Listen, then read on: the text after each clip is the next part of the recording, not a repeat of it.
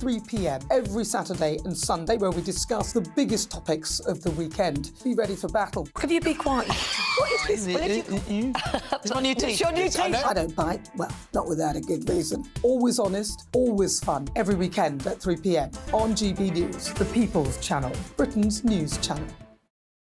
So Jubes and Kerr, we tackle the issues of the day with real, robust debate. Both sides of the fence, battling it out with me in the middle with my forthright opinions and views.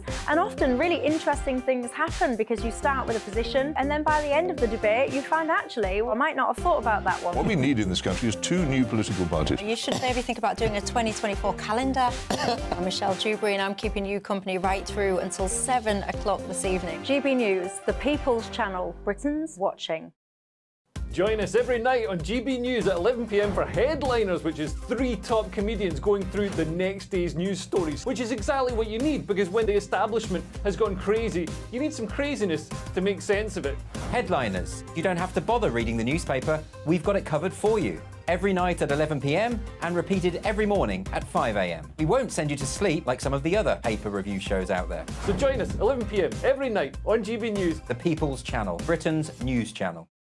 GB News, unlike other broadcasters, isn't obsessed with the London-Westminster bubble. We think there's a nation beyond the M25, and that's why we talk about the issues that matter across the land. Join me on State of the Nation, 8 to 9 o'clock, Monday to Thursday, on GB News. Daisy's listening, and you should too. Every Sunday from 11, join Michael Portillo. There'll be topical discussion, looking at the week before and the week to come. So kick back and relax at 11 a.m. on Sundays on GB News with me, Michael Portillo. GB News, the People's Channel, Britain's news channel. I'm Andrew Doyle. Join me at 7 o'clock every Sunday night for Free Speech Nation, the show where I tackle the week's biggest stories in politics and current affairs with the help of my 2 comedian panellists and a variety of special guests. Free Speech Nation, Sunday nights from 7 on GB News, the People's Channel, Britain's news channel. Nightmare commute. Kick it up a gear with me, Patrick Christys, at drive time, 3 till 6 p.m, Monday to Friday on GB News Radio. You can listen online and on DAB+, on the smart speaker app, and on the GB News app. And if you've got an Alexa, all you have to say is, Alexa, play GB News. We're also on TuneIn and the Radio Player apps. From the school run to rush hour, get revved up with me, Patrick Christys, on GB News and GB News Radio.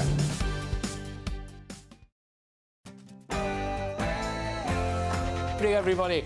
Patrick Christys here. It's 3 p.m. It's GB News, and we've got a lot coming your way. OK, so we're going to be talking about the Islamist threat to Britain on the streets. This is as a result of what's been going on in Israel and Palestine. What's happening over here? I'm going to be having a look at that. I'm also going to be talking about this as well. Yes, Rishi Sunak does not back a ceasefire. That's right. He was in the House of Commons earlier on. A lot of political pressure now to back a rowing back of the violence, of the tensions. He's not done that. So what does that mean for us here? Also, do we have a duty to take in people who are fleeing from Gaza? Humza Yousaf certainly thinks so, but a lot of people are saying, why shouldn't the neighbouring countries do it? If the neighbouring countries aren't doing it, then why should it be our responsibility? So we'll be having a debate on that. In other news, I'll be talking about this as well. Smuggler's Fund, yes, a pathetic 11-year jail sentence for a bloke who was responsible for around a fifth of the people who crossed the English Channel last year. Remarkable. Where's the deterrent there? I mean, he won't even serve 11 years, will he? And finally, no more inflation nation. Yes, it is stagnant, which I think, let's be honest, is better than the things that we've had going on before, isn't it? But this puts pressure now on the Bank of England to ramp down those interest rates. Will they respond? Patrick Christys, GB News.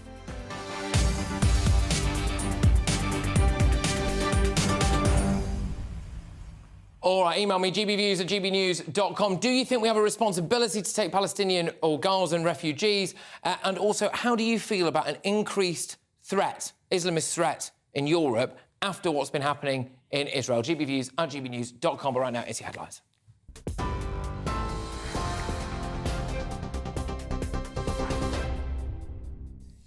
Good afternoon. It's 1 minute past 3. Your top stories from the GB newsroom. At least 7 British nationals have been killed and 9 are missing since Hamas's attack on Israel, a spokesperson for the Prime Minister has now confirmed. Earlier, the Gaza and Israel crisis dominated PMQs. Both Rishi Sunak and Sir Keir Starmer struck a similar tone, condemning the actions of Hamas whilst reaffirming Israel's right to defend itself. In this, they stood united. With the casualties in Gaza mounting, both leaders expressed their sympathies with the Palestinian people, in particular following the overnight blast at the Al Ali Arabi hospital, which killed 500 people. Their fear that there's no place of safety is profound. International law must be upheld, and that means hospitals and civilian lives must be protected.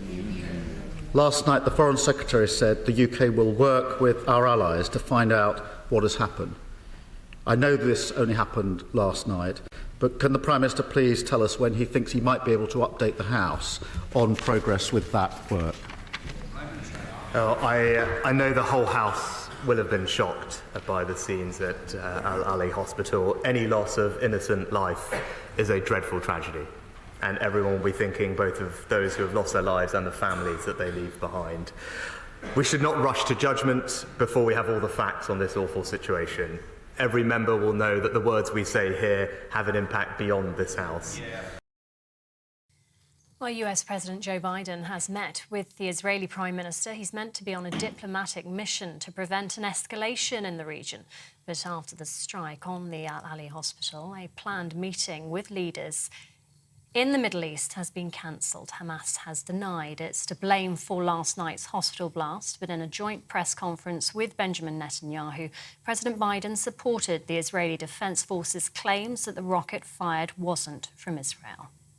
Israel, as they respond to these attacks, it seems to me that have to continue to ensure that you have what you need to defend yourselves.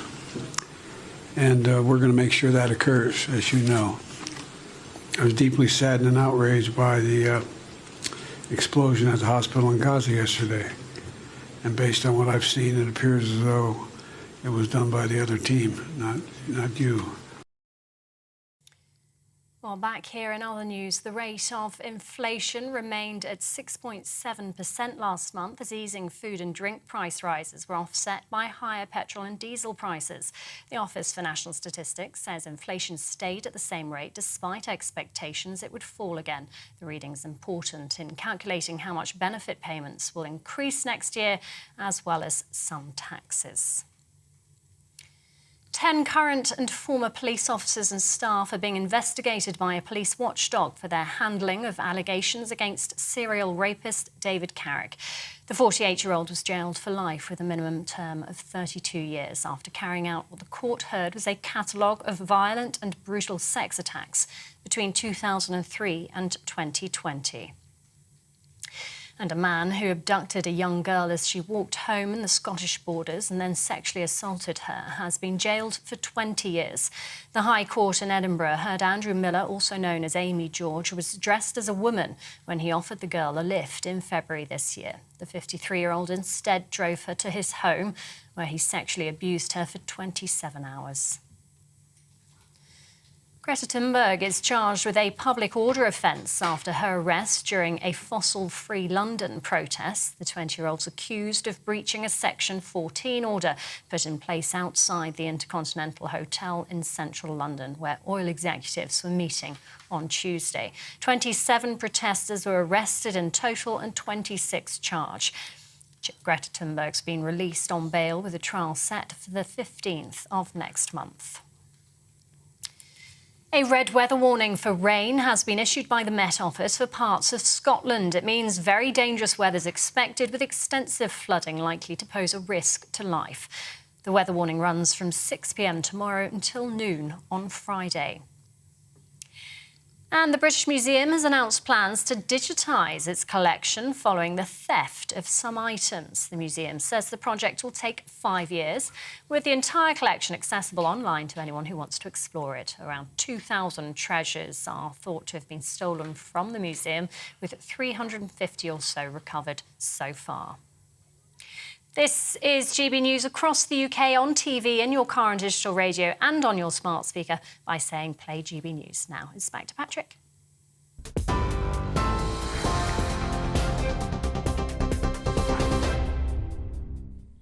Well, there's only one place to start this hour. That is, of course, the conflict in the Middle East. But what I really want to focus on is how it's affecting us here, our lives, and Brits involved. A lot has happened in the course of the day that we do need to get stuck into. So we've heard from Rishi Sunak, our Prime Minister, speaking in the Commons. He's condemned Hamas for causing untold suffering. He's saying that Parliament spoke as one in its criticism of the terrorist group's actions. He's not quite right, though, is he? Because there are some backbench MPs who, I think it's fair to say, are not as vocal as others when it comes to condemning Hamas. But Joe Biden has been holding crisis talks in Israel.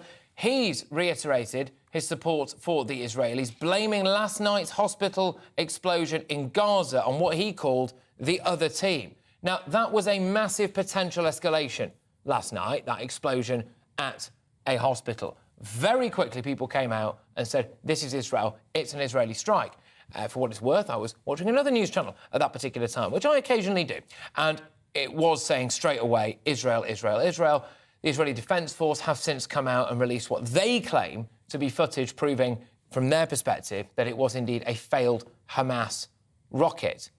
So that is where we are there, but that was a potential for massive escalation. I believe we can go now to Nahariya in Israel, where smoke rises from the Israeli-Lebanese border area. So those are live shots for you right now. What we've seen from this area, and this is why I'm taking you to it immediately at the start of the show, is we've seen a build-up of Israeli forces here. We've seen ongoing issues. We've also seen a build-up of Israeli forces in the West Bank as well. And I'm hoping that at some point we might be able to take you live to the West Bank. But let's cross now to Tel Aviv and speak to our reporter, Charlie Peters, who is out there right now. Charlie, that big story was the massive potential for escalation. And indeed, by the way, it did kick off in Turkey, in Lebanon, in Jordan, as a result of this explosion at a hospital last night, right? What is the latest with that? Israel are denying that it was them.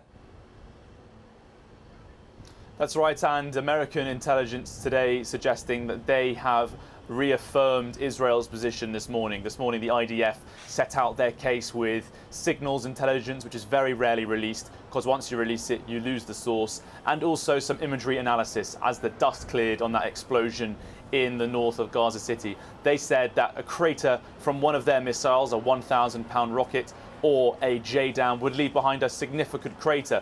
But what was on the scene at that hospital this morning... OK, Charlie, I am very sorry about this, Charlie. I've got to cut across because I believe that we've got to go right now to Joe Biden, President of the United States, who is talking. And safe return of all these hostages. For those who are grieving, a child, a parent, a spouse, a sibling, a friend, I know you feel like there's that black hole in the middle of your chest. You feel like you're being sucked into it. The survivor's remorse, the anger, the questions of faith in your soul. Staring at that empty chair, sitting Shiva. First Sabbath without them. They're the everyday things, the small things that you miss the most. Scent when you open the closet door. Morning coffee you shared together. Bend of his smile, the perfect picture of her laugh. The giggle of your little boy, baby. For those who have lost loved ones, this is what I know. They'll never be truly gone. There's something that's never fully lost. Your love for them and their love for you. And I promise you, you'll be walking along some days and say, what would she or he want me to do? You smile when you pass a place that reminds you of them. That's when you know. When a smile comes to your lips before a tear to your eye, that's when you know you're going to fully make it. That's what will give you the fortitude to find light in the darkest hours. When terrorists believe they could bring you down, bend your will, break your resolve. They never did and they never will. Instead, we saw incredible stories of heroism, courage, Israelis taking care of one another, neighbors forming watch groups to protect their kibbutz, opening their homes to shelter survivors, retired soldiers running into danger once again, civilian medics flying across rescue missions, and off-duty medics the music festival, caring for the wounded before becoming a victim himself. Volunteers retrieving bodies of the dead so families could bury their loved one in accordance with Jewish tradition. Reservists leaving behind their families, their honeymoons, their studies abroad, without hesitation. So much more. The State of Israel was born to be a safe place for the Jewish people of the world. That's why it was born. Long said, if Israel didn't exist, we'd have to invent it. While it may not feel that way today, Israel must again be a safe place for the Jewish people. I promise you, we're going to do everything in our power to make sure that it will be. 75 years ago, just 11 minutes after its founding, President Harry S. Truman and the United States of America became the first nation to recognize Israel. We've stood by your side ever since. We're going to stand by your side now. My administration was in close touch with your leadership from the first moments of this attack. We're going to make sure you have what you need to protect your people, to defend your nation.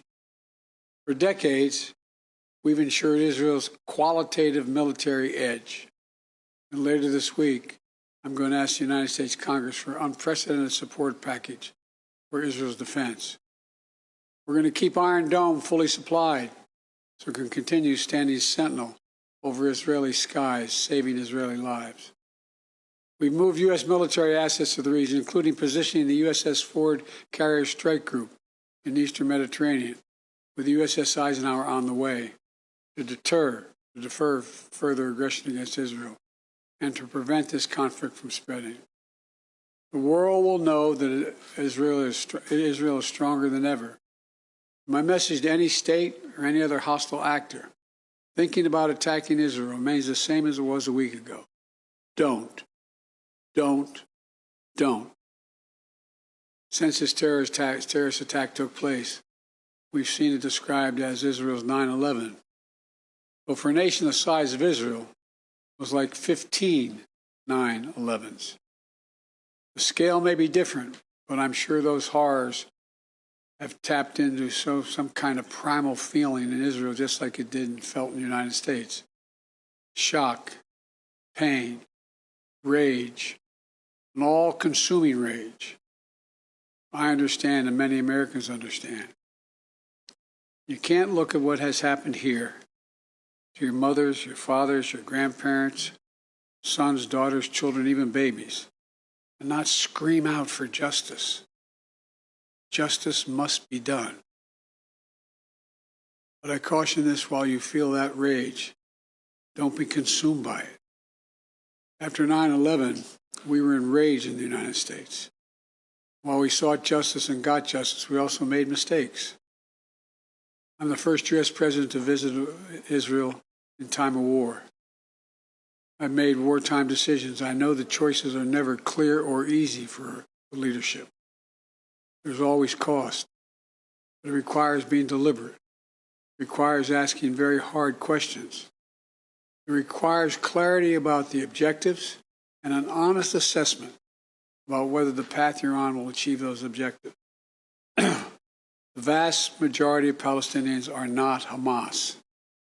Hamas does not represent Palestinian people. Hamas uses innocent families in Gaza as human shields, putting their command centers, their weapons, their communications tunnels in residential areas. Palestinian people are suffering greatly as well. They mourn the loss of innocent Palestinian lives like the entire world. I was outraged and saddened by the enormous loss of life yesterday in the hospital in Gaza. Based on the information we've seen to date, it appears the result of an errant rocket fired by a terrorist group in Gaza. The United States unequivocally stands for the protection of civilian life during conflict, and I truly grieve for the families who were killed or wounded by this tragedy. The people of Gaza need food, water, medicine, shelter. Today, I asked the Israeli cabinet, who I met with for some time this morning, to agree to the delivery of life-saving humanitarian assistance to civilians in Gaza, based on the understanding that there will be inspections that the aid should go to civilians, not to Hamas, Israel agreed the humanitarian assistance can begin to move from Egypt to Gaza. Let me be clear. If Hamas diverts or steals the assistance, they will have demonstrated once again that they have no concern for the welfare of the Palestinian people. And it will end. As a practical matter, it will stop the international community from being able to provide this aid. We're working in close cooperation with the government of Egypt, the United Nations, and its agencies like the World Food Program and other partners in the region to get trucks moving across the border as soon as possible. Separately, I ask Israel that the global community demand that the International Red Cross be able to visit hostages. I just demanded that the United States fully supports. Today, I'm also announcing $100 million in new U.S. funding for humanitarian assistance in both Gaza and the West Bank. This money will support more than 1 million displaced and conflict-affected Palestinians, including emergency needs in Gaza. You are a Jewish state. You are a Jewish state. You're also a democracy. Like the United States, you don't live by the rules of terrorists. You live by the rule of law. When conflicts flare, you live by the law of wars. What sets us apart from the terrorists is we believe in the fundamental dignity of every human life. Israeli, Palestinian, Arab, Jew, Muslim, Christian, everyone. You can't give up what makes you who you are. If you give that up, then the terrorists win. And we can never let them win. You know, Israel's a miracle. Triumph of faith and resolve and resilience over impossible pain and loss. Think about October 7th, the Jewish holiday, where you read about the death of Moses. Tragic story of a profound loss to an entire nation. A death that could have left hopelessness in the hearts of the entire nation. But though Moses died, his memory, his message, his lessons have lived on for generations of the Jewish people as well as many others. And just as the memory of your loved ones will live on as well. After reading the story of Moses' death, those who observe the holiday began reading the Torah from the very beginning. The story of creation reminds us of two things. First, when we get knocked down, we get back up again, and we begin anew. And second, when we're faced with tragedy and loss, we must go back to the beginning and remember who we are. We are all human beings, created in the image of God with dignity, humanity, and purpose. In the darkness, to be the light unto the world is what we're about. You inspire hope and light for so many around the world. That's what the terrorists seek to destroy. That's what they seek to destroy. Because they live in darkness. But not you. Not Israel. Nations of conscience like the United States and Israel are not measured solely by the example or power. We're measured by the power of our example. That's why, as hard as it is, we must keep pursuing peace. We must keep pursuing a path so that Israel and the Palestinian people can both live safely, in security, in dignity, and in peace. For me, that means a two-state solution. We must keep working for Israel's greater integration with its neighbors. These attacks have only strengthened my commitment and determination and my will to get that done. I'm here to tell you, the terrorists will not win. Freedom will win. So let me end where I began. Israel, you're not alone. The United States stands with you. I've told the story before, and I'll tell it again, of my first meeting with an Israeli prime minister 50 years ago as a young senator. I was sitting across from Golda Meir at her desk in her office. And she had a guy who later became prime minister, sitting next to me, just before the 1973 Yom Kippur War. And she flipped the maps up and down, telling me how bad things were and how terrible they were. All of a sudden, she looked at me and she said, "Would you like a photograph?" I looked at her. She got up from her desk and walked out into that hallway. I think it's marble flooring. Walked out in the hallway. We walked out and there were a bunch of photographers standing in front of us. We were standing shoulder to shoulder. Without her looking at me, she said to me, knowing I'd hear her, "Why do you look so worried, Senator Biden?" And I said, "Worried? Like, of course I'm worried." And she looked at me and she didn't look. She said, "We don't worry, Senator. We Israelis have a secret weapon. We have nowhere else to go." Well, today, I say to all of Israel, the United States isn't going anywhere either. We're going to stand with you. We'll walk beside you in those dark days, and we'll walk beside you in the good days to come, and they will come.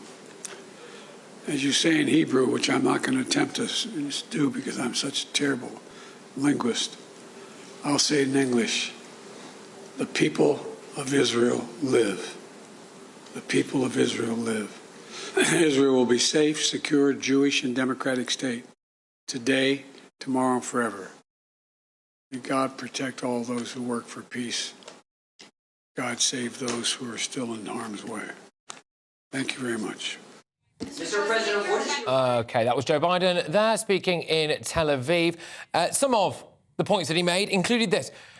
He says that he will ask US Congress for an unprecedented support package that will include a continuous and unrelenting supply of Israel's Iron Dome to stop the rockets being fired in from a variety of different nations in and around it, and much, much more, including naval support. He also said that the Israeli cabinet, after having spoken with US representatives, have apparently agreed to give aid to Gaza on the condition that Hamas don't nick it. So... you know. Joe Biden also confirms that US intelligence appears to show that Gaza's hospital explosion was a result of an errant terrorist rocket from inside Gaza, which is also what the Israeli Defense Forces are claiming. And that was essentially what Joe Biden had to say. I'm going to go back now to Charlie Peters, who is in Tel Aviv for us. Charlie, so some of the highlights there, I think, of Joe Biden was that there is going to be unequivocally an unprecedented support package. By the way, unprecedented in light of the support packages they've been giving Ukraine. That implies it's going to be fairly massive, doesn't it? For Israel, the US will continue to stand by Israel. Yes, and it comes 8 days after the US supplied their first round of munitions to Israel. Those advanced munitions that landed last Tuesday night, they have been resupplying the Iron Dome missile defense system here since then. Each rocket costs $100,000, and we've been seeing them firing day and night here from Tel Aviv to intercept missiles fired in from the Gaza Strip by Hamas and Palestinian Islamic Jihad. But it is one missile in particular that the world is focusing on right now, and it's the missile that struck the hospital, the Baptist Christian hospital, last night in the north of Gaza. And in that speech, Joe Biden there reaffirming the position of US intelligence, which is that Palestinian Islamic Jihad were to blame for that explosion, that the misfiring rocket released by the PIJ then turned around or perhaps exploded midair and created that explosion on the ground. The Hamas-run health ministry last night claiming that it was an Israeli airstrike and that some 500 people had been killed. Well, the IDF and now the US have started to significantly degrade that narrative with information released by the IDF this morning about crater sizes, about imagery intelligence, about signals intelligence as well, but also the image on the ground this morning. As light has landed on North Gaza, we can see that the destruction to the hospital is not nearly as great as was claimed last night, and also, we should add, readily reported by other outlets when that information was released by Hamas. It is not the huge devastation that was released. The hospital is intact. Some glass has been broken, and in the car park there is burnt out cars, but some towards the edge are still intact. The crater that's been seen on the ground, unverified reports that it's just 30 centimetres deep, not the kind of crater you'd expect for a JDAM or a 1,000-pound bomb. These are the kind of munitions, the advanced munitions, that the Israeli Air Force have been using to target the Gaza Strip for the last 10 days. But there was also an additional message there from Biden's speech about humanitarian supplies to the Gaza Strip. This morning, the IDF confirmed that they would be launching a humanitarian safe zone on the border in Al-Muwasi, east of the east of the Khan Yunis, the city in the south, where hundreds of thousands have fled since this invasion, and this aerial bombardment started in North Gaza, where there have been some localized raids by IDF troops. So that's a significant step forward and one of the main ambitions of American diplomacy. But the diplomatic efforts are continuing, and there are still many challenges remaining for the Americans in Israel and the wider region. In particular, that issue of the hostages. At least 199, some 40 nationalities represented. Dozens have died in the care, I should say, actually under the control of Hamas inside the Gaza Strip, and people are working desperately around the international community to try and establish some communication with Hamas to understand what conditions can be met to release those hostages as this war rages on. It's understood that Americans and now also British diplomacy is linking up with those in Qatar. Qatar maintains connections to several militant groups around the region, including those itself it describes as terrorists. It is a sort of hub of diplomacy within the region. So that's a key area for the next 24 hours for diplomacy. Can they reopen talks and start a conversation about the release of those hostages? A key issue in Israel and, of course, around the world with so many nationalities affected.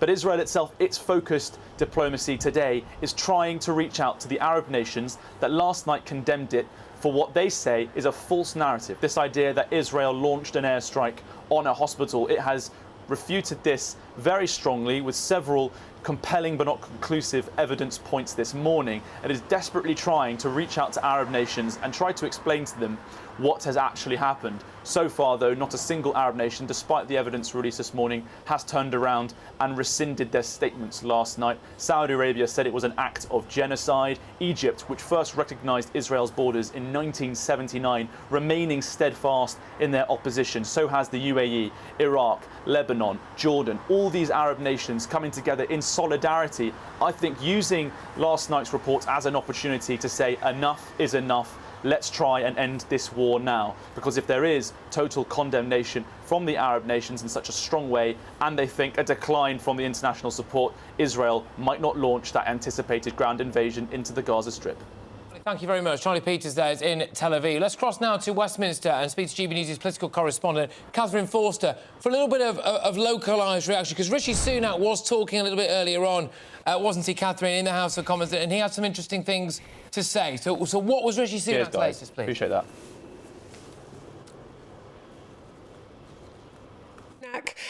Keir Starmer, even the SNP, all united during Prime Minister's questions a little bit earlier. A very different tone indeed from what we normally see in PMQs, speaking with one voice, basically saying the atrocities that have been visited on Israel absolutely horrendous, that the House stands with Israel and Israel's right to defend itself, but also stressing the need to act within international law. That's something that Sir Keir Starmer mentioned a couple of times, and then the SNP leader Stephen Flynn going a little bit further, calling for an immediate ceasefire, calling, as Humza Yousaf, the First Minister of Scotland, did yesterday, for a refugee settlement scheme for people escaping from Gaza. Rishi Sunak also stressing what the government are doing in terms of still trying to get humanitarian aid into Gaza, still working on trying to get the hostages out, and also the many British nationals, we have no idea on numbers, but Humza Yousaf's in-laws included, who are currently trapped inside Gaza and would really very much like to come out, and also stressing that the government stands with the Jewish community here, and also saying Hamas and the Palestinian people are not the same thing. Treading on eggshells, of course, because this is a ferociously difficult situation all round. Catherine, thank you very much. Catherine Forster there, GB News' correspondent in Westminster. Just to get the localised political reaction, hopefully at some point we'll be able to get you some clips of what Rishi Sunak had to say in Parliament all those hours ago. We're also going to be talking about whether or not we now have a duty to take Palestinian refugees. Humza Yousaf, who you were hearing a little bit about there, has come out and said Scotland will happily be the first country in the world to do that. Is it not actually the job of maybe neighbouring nations? Hey, maybe you think it isn't, but is it not potentially the job of neighbouring nations?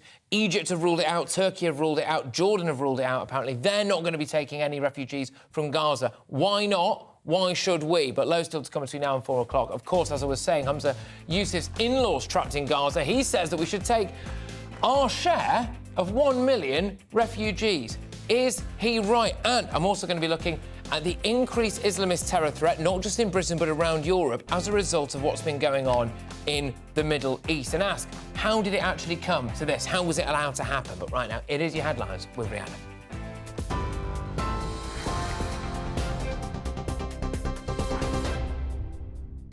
Patrick, thank you. It's 3:32, your top stories from the GB newsroom. At least 7 British nationals have been killed and 9 are missing since Hamas's attack on Israel, a spokesperson for the Prime Minister has now confirmed. With the casualties in Gaza mounting, both Rishi Sunak and Sir Keir Starmer expressed their sympathies with the Palestinian people following the overnight blast at the Al Ali Arabi hospital.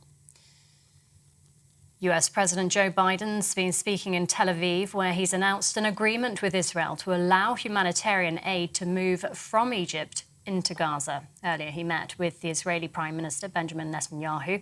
He's meant to be on a diplomatic mission to prevent an escalation in the region that was cancelled after last night's strike on the Ali Ali hospital. And the rate of inflation back here in the UK remained at 6.7% last month as easing food and drink price rises were offset by higher petrol and diesel prices. The Office for National Statistics says inflation stayed at the same rate despite expectations it would fall again. And you can get more on all of those stories by visiting our website, gbnews.com.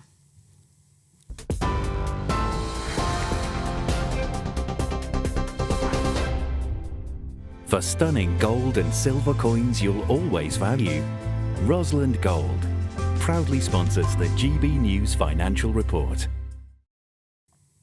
Here's a quick snapshot of today's markets. The pound will buy you $1.2168 and €1.1530 euros. The price of gold is £1,608.36 per ounce, and the FTSE 100's at 7,604 points.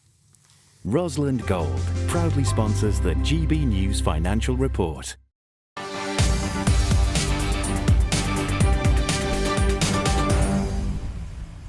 Well, it's as predictable as night following day, isn't it? There are calls for the UK to take in refugees from Gaza. Scottish First Minister Humza Yousaf led the charge with his speech to the SNP conference yesterday.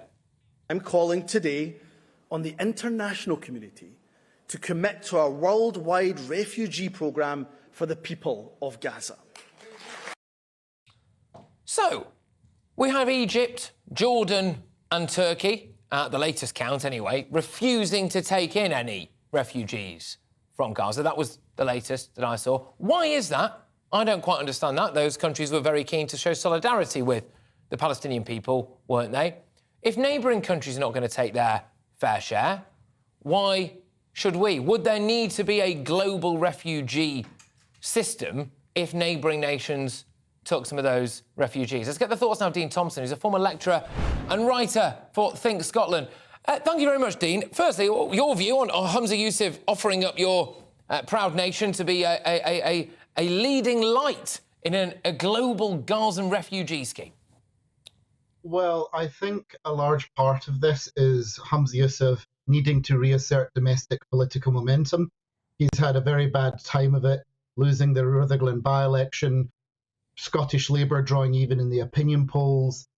I think there's a lot more of what's in the best interests of Humza Yousaf with this. Motivating it is always the SNP's go-to strategy. Virtuous Holyrood under the SNP, big, nasty, regressive Westminster under the Tories.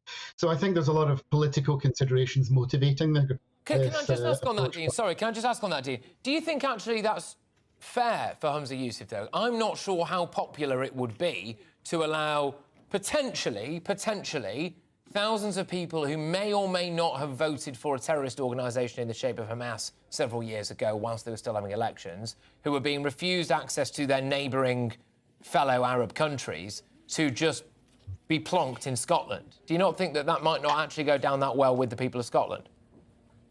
Well, personally speaking, I have been at the receiving end of a tremendous amount of anti-Semitic abuse over the last week or so. And I know many in the Jewish community in Scotland have as well. So it's something that does cause pause for thought. But the larger point here is, if you listen to people like the chief economist at the World Food Programme, Arif Hussein, he makes very clear in a study he conducted with the World Food Programme a couple of years ago that most refugees fleeing a war zone or conflict zone will relocate within their country 3 times before they make the decision to go abroad, because they want to be closer to home rather than furthest away. Obviously, because cultural considerations, food, habits, traditions are more familiar. So it makes, if we want to do what's best for refugees, a policy would be to keep them in the neighbourhood. Do you not think it rings massive alarm bells that neighbouring countries don't want people from the Gaza Strip in their country? Oh, absolutely. If the countries like Jordan, Saudi Arabia, Qatar, these are stable countries. And if, for example, we relocate refugees from Gaza to, say, Jordan or Lebanon, it is 16 times more cost effective to put them there than in Europe. So if it's a question of maximizing resources to help the refugee, it's much better to keep them in the Levant or the Maghreb rather than in Europe. So it's alarming, because what we do know is that Cairo in Egypt, they're determined to not offer any support to Palestinians in Gaza. And Jordan, likewise, Jordan's case, they've been bitten before. In years gone by, they've taken Palestinian refugees from the previous intifada, and it's been a source of political instability in Jordan for them. So I think it's a case of once bitten, do you not twice think maybe, but potentially the people of Scotland should also be quite concerned? I mean, last night we saw some absolutely horrific scenes at a hospital in Gaza. I was watching a Middle Eastern news outlet live when that happened, and the way that outlet decided to break the news was they were inside the hospital, they had cameras inside the hospital, and they had people dragging bodies in front of the camera, checking for pulses, looking at the camera and saying clearly that that person was deceased. It was the most graphic thing I've ever seen on live news. There is an argument to say that the world, of course, needs to see the realities and the horrors of war, and I'm not complaining about that. But they were saying immediately, this is an Israeli airstrike, this is an Israeli airstrike. And then the BBC parroted that. They put a comma, says Palestinian Health Authority at the end of it to try to qualify it. Hamza Yusuf then retweeted that, OK, which appears to endorse this idea that it was an Israeli airstrike. We're seeing the aftermath of that now if you're watching us on TV or online. And now it's turned out that the Israelis are adamant, the Americans are adamant, that this was actually a jihadi rocket from within Gaza that's caused it. It does appear as though Hamza Yusuf swallowed the bait on that at the moment. Is that not a concern for people? Well, in the case of the BBC, it's increasingly compromised. I would argue, and I've said on Twitter and in articles that I've written, I regard the BBC at this point as it's now a question mark whether they have a problem of anti-Semitism in their organisation. This is the BBC that produced a programme just the other day questioning whether the Faraza massacre happened. This is an organisation that has suspended 6 journalists because they've been retweeting and liking and reposting pro-Hamas talking points on social media. So the BBC, which won't call terrorists terrorists as long as they're Israelis and they're Jews being the victims, the BBC, when the BBC reporting came out in regards to the tragedy at the hospital, when the BBC talked about it, they say they're talking about as Palestinian officials. Well, who's running Gaza? It's Hamas. Yeah. Who are the Palestinian officials they're talking Exactly. Well, that's the thing. I mean, look, obviously, the BBC would deny that as a problem with anti-Semitism, but I take your point, which is that they have continually caused outrage by some of the aspects of their reporting. Dean, I'm going to leave it there just because we're a bit pressed for time, but thank you very, very much. It's Dean Thompson there, who's a former lecturer and writer for Think Scotland, initially reacting to what Hamza Yusuf said, which he's put forward Scotland to be a bastion, a leader, a trailblazer when it comes to a global refugee programme for the people of Gaza. This was followed up almost immediately by Egypt, Jordan and Turkey saying they wouldn't take any refugees from Gaza. That, to me, raises a huge amount of alarm bells. That, to me, is very, very questionable. Is it really the responsibility of Great Britain and Europe to take people from Gaza? Some people would say it is. Some people look at the horrors going on over there and think, we must help. I would argue, why aren't their neighbours doing it? Michael's been in touch in the inbox. Hi, Patrick. We definitely do not want refugees from Gaza. This is Michael's view. Being allowed to come to our country, they should go to neighbouring Arab states who share similar political views. There you go. That's Michael's view. There's quite a lot of this in the inbox at the minute. gbviews@gbnews.com. Get in touch. Let me know whether or not you think that Britain has a duty to take in refugees from Gaza, especially in light of the fact that a lot of those neighbouring countries have said that they won't. And I do find that quite intriguing, to say the least. But there we go. Now, loads more still to come, because we will go live to Israel at 4 p.m. They'll also cover the pro-Palestine protest taking place outside Downing Street. So that is due to start in over an hour, just over an hour. So outside Downing Street. That'll be a fascinating watch. We've got a reporter on the ground there, and a former asylum seeker, get this, has been jailed for just 11 years for leading a criminal gang that smuggled up to 10,000 people to the UK in small boats a couple of years ago. That is about a fifth of the entire number of people who were smuggled to the UK. He was jailed. He's living in East London, classic, having claimed asylum in Britain. He was sentenced to just 11 years in prison, right, before he gets to go out and no doubt enjoy the millions that he's got stashed away in foreign bank accounts. Patrick Christys, GB News, Britain's news channel. I think the most exciting bit for me is talking to ordinary people. People who I think are ignored often by the major news channels. We're going to give news they want to hear. There's a voice there that needs to be heard. I think there's a chance here for a diversity of opinion to be expressed, which you don't find elsewhere. It's really exciting. We don't hold back. We're free to say how decisions that are taken here affect us all around the country. Only on GB News, the People's Channel, Britain's news channel. There's only 3 people you can trust in life: your doctor, your lawyer, and your nana. I'm not sure. So join me, Nana Akweer, at 3 p.m. every Saturday and Sunday, where we discuss the biggest topics of the weekend. Be ready for battle. Could you be quiet? What is this? It's my new teeth. It's your new teeth. I don't bite. Well, not without a good reason. Always honest, always fun. Every weekend at 3 p.m. on GB News, the People's Channel, Britain's news channel. So Jubes and Kerr, we tackle the issues of the day with real, robust debate, both sides of the fence, battling it out with me in the middle with my forthright opinions and views. And often really interesting things happen because you start with a position and then by the end of the debate you find actually, well, I might not have thought about that one. What we need in this country is 2 new political parties. You should maybe think about doing a 2024 calendar. I'm Michelle Dewberry and I'm keeping you company right through until 7 o'clock this evening. GB News, the People's Channel, Britain's watching. Join us every night on GB News at 11 p.m. for Headliners, which is 3 top comedians going through the next day's news stories, which is exactly what you need, because when the establishment has gone crazy, you need some craziness to make sense of it. Headliners. You don't have to bother reading the newspaper. We've got it covered for you. Every night at 11 p.m. and repeated every morning at 5 a.m. We won't send you to sleep like some of the other paper review shows out there. So join us 11 p.m. every night on GB News. The People's Channel, Britain's news channel. GB News, unlike other broadcasters, isn't obsessed with the London-Westminster bubble. We think there's a nation beyond the M25, and that's why we talk about the issues that matter across the land. Join me on State of the Nation, 8 to 9 o'clock, Monday to Thursday, on GB News. Daisy's listening, and you should too. Every Sunday from 11, join Michael Portillo. There will be topical discussion, looking at the week before and the week to come. So kick back and relax at 11 a.m. on Sundays on GB News with me, Michael Portillo. GB News, the People's Channel, Britain's news channel. I'm Andrew Doyle.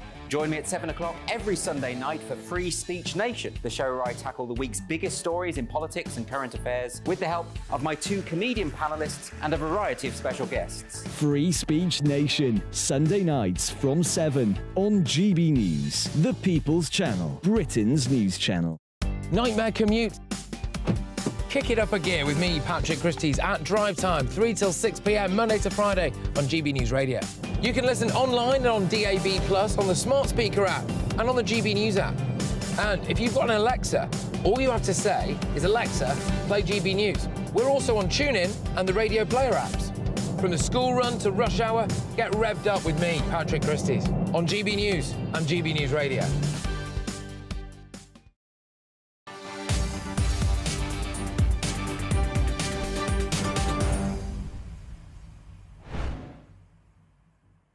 Patrick Christys on GB News. Live shots there of Sderot in southern Israel, which, as we can see, has currently got smoke billowing from above it. All action in Israel at the moment. Israeli troops building up on the West Bank, as well as the fallout from yesterday's massive explosion at a hospital in Gaza, each side blaming each other. Israel and now the President of the United States, Joe Biden, who we heard from just a few moments ago, coming out and saying that their intelligence suggests that it was fired by an Islamist terrorist group from within Gaza, and that a rocket misfired and has killed scores of people at that hospital. But closer to home, nobody cares about stopping the boats. There is absolutely no deterrent to being one of the largest human traffickers in the world, as evidenced by the latest example of justice so soft it could have been handed down with a feather. A chap called Hiwa Rahimpu, an Iranian man who actually sought asylum himself, believe it or not, has now been sentenced for his role in smuggling around 10,000 people across the Channel. That is nearly a fifth of all of the people who came to the UK in small boats last year. It turns out that he was running the horror show of human misery from Ilford in East London, which goes a long way to showing the kind of person that we are giving housing to in this country, doesn't it? But anyway, he was arrested in Ilford and then extradited to Belgium to face the full force of the law. Right, here we go. Here's the opportunity to nail this evil human smuggler, this scourge on our society, this scumbag. We're gonna see one of these rats get a sentence that will send shivers down the spine of other smugglers, aren't we? This is going to be great. Oh, it will send out a message to them that we just can't let them get away with this kind of stuff. They should stop it immediately. Right, OK, what happened to him then, you wonder? 11 years. Yeah, 11 years in prison, that's it. This guy was charging people between £3,000 and £6,000 a trip, and they're just the ones we know about. So he's going to serve a few years in a cushy Belgian B-block prison, and then he's back out to collect the millions of pounds that he'll have stored in dodgy bank accounts around the world. Well, I bet they won't even deport him, for that matter. Not that it would matter, because if anybody's going to find their way back to Europe, it's Mr. Human Trafficking, isn't it? What message does this send out to those crooked scumbags like Rahimpour? What does it say? Well, it says that you can come to Britain illegally, we will pay for your lifestyle, then while you're here, we'll let you run a multi-million-pound illegal immigration racket, and then when you do get caught, you'll get a slap on the wrist. This is bonkers. It has to be life in prison, doesn't it? This guy and others like him are happy to facilitate people losing their lives in the Channel. They're breaking through borders. They're inciting violence across continents. They're like the worst people in the world, this lot, aren't they? Why on earth is it not a mandatory life sentence? How long do you reckon it will be before Rahimpour is actually back out and about dealing in human misery again? Few years, max? You do not crack a multi-billion-pound crime organisation by locking up somebody for just a few years. That is not how it works. Now, for all of this tough talk on the migrant crisis, clearly our international justice system does not care. He will spend the next few years laughing at us from a prison cell while the illegal migrants just keep on coming.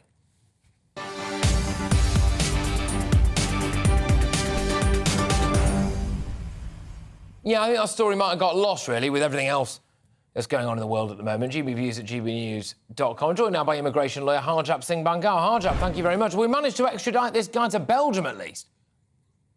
Yeah, I mean, but such a, like you said, wasn't the sentence that everyone, that we've anyway been advocating for. Me and you often advocate and say, look, the only way we're going to crack the ring is to deter the actual people smugglers, give them life. But 11 years, might be out in 7, possibly even 6. I mean, that's not a deterrent. 10,000 people he smuggled. You're right, 20% of a year's crossings, times that by 5,000. Millions, multi-millions, laughing. And if you offered that to any man on the street, I'll give you multi-millions, you have to go to jail for 6 years. Absolutely. I think the majority of them would take it. I'd take it. So it's not much of a deterrent at all. And it's disgusting, really. Once again, the domestic courts and the international courts just don't take people smuggling seriously. And until they do, and until these people start getting 25, 30 years inside, they won't be deterred. I mean, this is, if anything, might even spur a few people on. Of course say, it will. you know what, we'll have a crack at this. You know, it's only 6, 7 years, I'll be out. Of course I'm a it will. millionaire. He was an asylum seeker himself, though, wasn't he? I find that, I mean, this story's got it all in that regard. He was an asylum seeker himself. He's come to Britain. He's set himself up in Ilford. He's driving a Mercedes-Benz there as well. Lovely stuff, of course he is. And he's dealing in human cargo. And the international community do not look at human trafficking, illegal immigration, potential violent threats as well, and goodness knows what else they were dealing in, the breaking into nations, all of this stuff. They get a case that has all of that in the round, almost unequivocally a false asylum claim to begin with as well, if you set yourself up like that, and they come to the grand total of 11 years.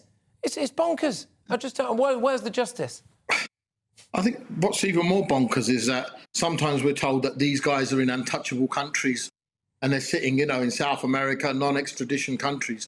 Yeah. But he's sitting in Ilford, you know, IG1 or IG3, and he's running the whole operation from there, which shows what is our intelligence doing? If these guys are here on our shores, then our intelligence needs to be a lot quicker, the justice system needs to be a lot stronger. And this is just the tip of the iceberg. There are plenty more people like him. And I've said it before, and you've said it before as well, Patrick. There is a whole network of people all the way from Russia to the UK who are all interlinked with everyone on the payroll, police officers, border staff, you know, immigration staff. They're all in on it, transport staff, truckers, boat people. They're all in on it because it's such a big business. The collective energy, Harjab, the collective energy that our international allies, police forces, have gone to nail a bloke who is a, frankly, fraudulent asylum seeker living in Ilford, right? And then at the end of that, to slap him with 11 years for being responsible for at least 10,000 people crossing the English Channel, I just find absolutely staggering. But Harjab, we're going to have to leave it there. Thank you very much. Harjab Singh Bangal there, who is an immigration lawyer and a friend of the show as well. Now, loads more still to come in the next hour. I'm going to be zoning in on the Islamist terror threat now gripping Europe as a result of what's happened in Israel with Gaza, OK? What has happened here? We appear to have awoken a Trojan horse, don't we? It didn't take long for it to kick off in France. We've seen bomb threats called into French airports today. That's after a teacher was stabbed. We've had synagogues in Berlin firebombed. We've had some bloke riding around like it's violent, wacky races in Brussels, dressed in bright orange, shooting people at will, apparently because he wanted to target Swedes because they burnt some Korans in Sweden. Why is any of this our problem?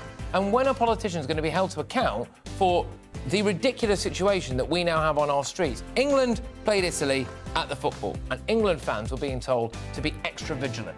Why? Why should we have to be extra vigilant? Did we vote for any of this madness? Did we vote for any of this nonsense to spill out onto our streets? No, I don't think we did. So I'm going to be having a look at that. I'm also going to be having a look at whether or not it is our duty in this country, as Humza Yousaf says it is, to be taking in Palestinian refugees. Some people think we absolutely should be. It's a nightmare what's going on over there. Other people think, why don't neighbouring countries do that? So we'll be zoning in on all of that as well. As ever, I want to hear from you. gbviews@gbnews.com. Get those emails coming in thick and fast. This is Patrick Christys right here on GB News. We are Britain's news channel. Hi there, it's Aidan McGivern here from the Met Office with the GB News forecast. Storm Babet over the next few days will bring exceptional amounts of rainfall. That's why there's been a red warning issued. Eastern Scotland, highest risk area for widespread and severe flooding by the time we get to Friday.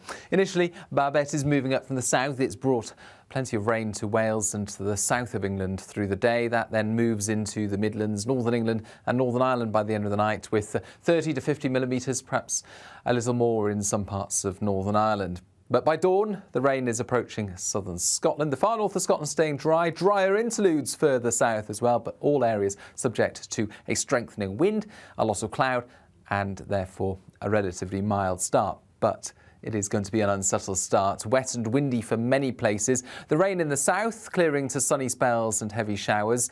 But for Northern Ireland, it stays damp. Southern Scotland also remaining damp, but it's eastern Scotland where we'll see that rainfall turn heavier and heavier as the day goes by, and persistent over eastern hills, particularly over parts of Aberdeenshire and Angus. Now that's likely to result by the end of Friday in 200 to 250 millimetres of rain building up in some parts of Angus and Aberdeenshire. That's an exceptional amount of rain, even for this part of the world. That's why there is that very real and very significant risk of flooding, further wet and windy weather into the weekend.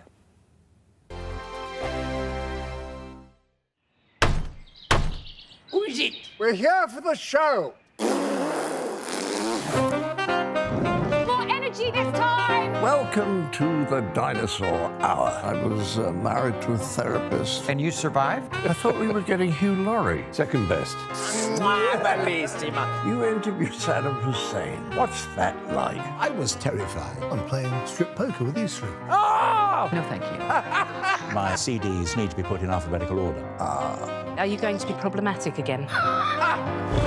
The Dinosaur Hour. Sunday, the 29th of October at 9 on GB News. What you get for breakfast is something that, if we do our jobs right, you will wake up to news that you didn't know the night before. It's a conversation. It's not just me and Eamon. We want to get to know you, and we want you to get to know us. From 6, it's Breakfast with Eamon and Isabel. Monday to Thursdays on GB News. Britain's news channel. People in Britain, they love free speech, but they also love fair play. I don't care if I'm speaking somebody from a trade union, from the Labour Party, somebody from the SNP. And I think the viewers like to see that actually we can challenge one another, but in a positive way. We think we ask the questions that people want to ask, and often we ask the questions that we wanted to ask in Parliament but never got the chance to ask. So join us every Saturday, 10 a.m. till noon on GB News, Britain's news channel. Nightmare commute. Kick it up a gear with me, Patrick Christys, at drive time, 3 till 6 p.m, Monday to Friday on GB News Radio. You can listen online and on DAB+, on the smart speaker app, and on the GB News app. And if you've got an Alexa, all you have to say is, Alexa, play GB News. We're also on TuneIn and the Radio Player apps. From the school run to rush hour, get revved up with me, Patrick Christys, on GB News and GB News Radio. Tired of the usual focus-tested, pre-prepared Westminster runaround? Well, so am I. So you want higher taxes? Is your department to blame for this? Are you rethinking this policy? Every Sunday at 9:30, I'll be sitting down with those in power to get the truth about the issues affecting you. Let's be honest, we've known about the cost pressures of this project for years, not months. That's the Camilla Tominey Show, a politics show with personality. On GB News, the People's Channel, Britain's news channel. Now then, Lee Anderson here. Join me on GB News on my show, The Real World, every Friday at 7 p.m. I'm not eating bloody cat. Are you Delicious. mental? Open your mouth. OK, here comes a train. Reminds me of the scene in Singing in the Rain. Adam, is that a good one? Whoa! Join me at 7 on GB News, Britain's news channel. When the news happens, it happens here. And really important breaking news. Breaking news this morning. On TV, radio and online, the news starts here on Britain's Newsroom. All the biggest stories and the answers that you need from across the UK and beyond. Join Britain's Newsroom from 9:30 on GB News. The People's Channel, Britain's news channel. GB News, unlike other broadcasters, isn't obsessed with the London-Westminster bubble. We think there's a nation beyond the M25, and that's why we talk about the issues that matter across the land. Join me on State of the Nation, 8 to 9 o'clock, Monday to Thursday, on GB News. Daisy's listening, and you should too.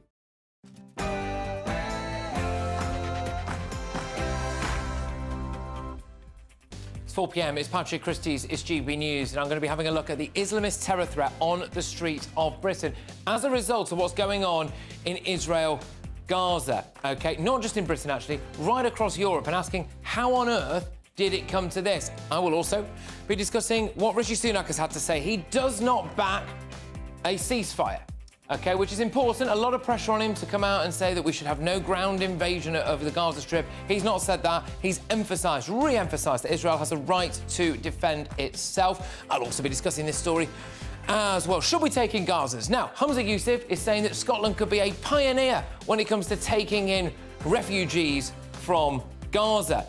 Should we have to, then? Or is this not a duty of the neighbouring nations, the likes of which of Egypt, Jordan and Turkey have flat out refused to take a single refugee from Gaza. What does that say? But I'll also be talking about this as well. Welsh Labour bans GB News. Yes, indeed. And another story for you as well, just to round off the hour.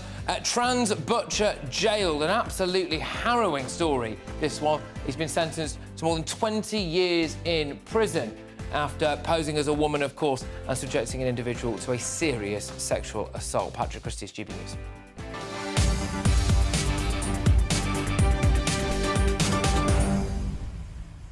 Get those emails coming in, gbviews@gbnews.com. I will have time for the inbox this hour. I'm going to be asking you whether or not you think we have a duty to accept refugees from Gaza in this country, or should that responsibility fall on neighbouring nations? gbviews@gbnews.com. But right now, it's your headlines with Polly.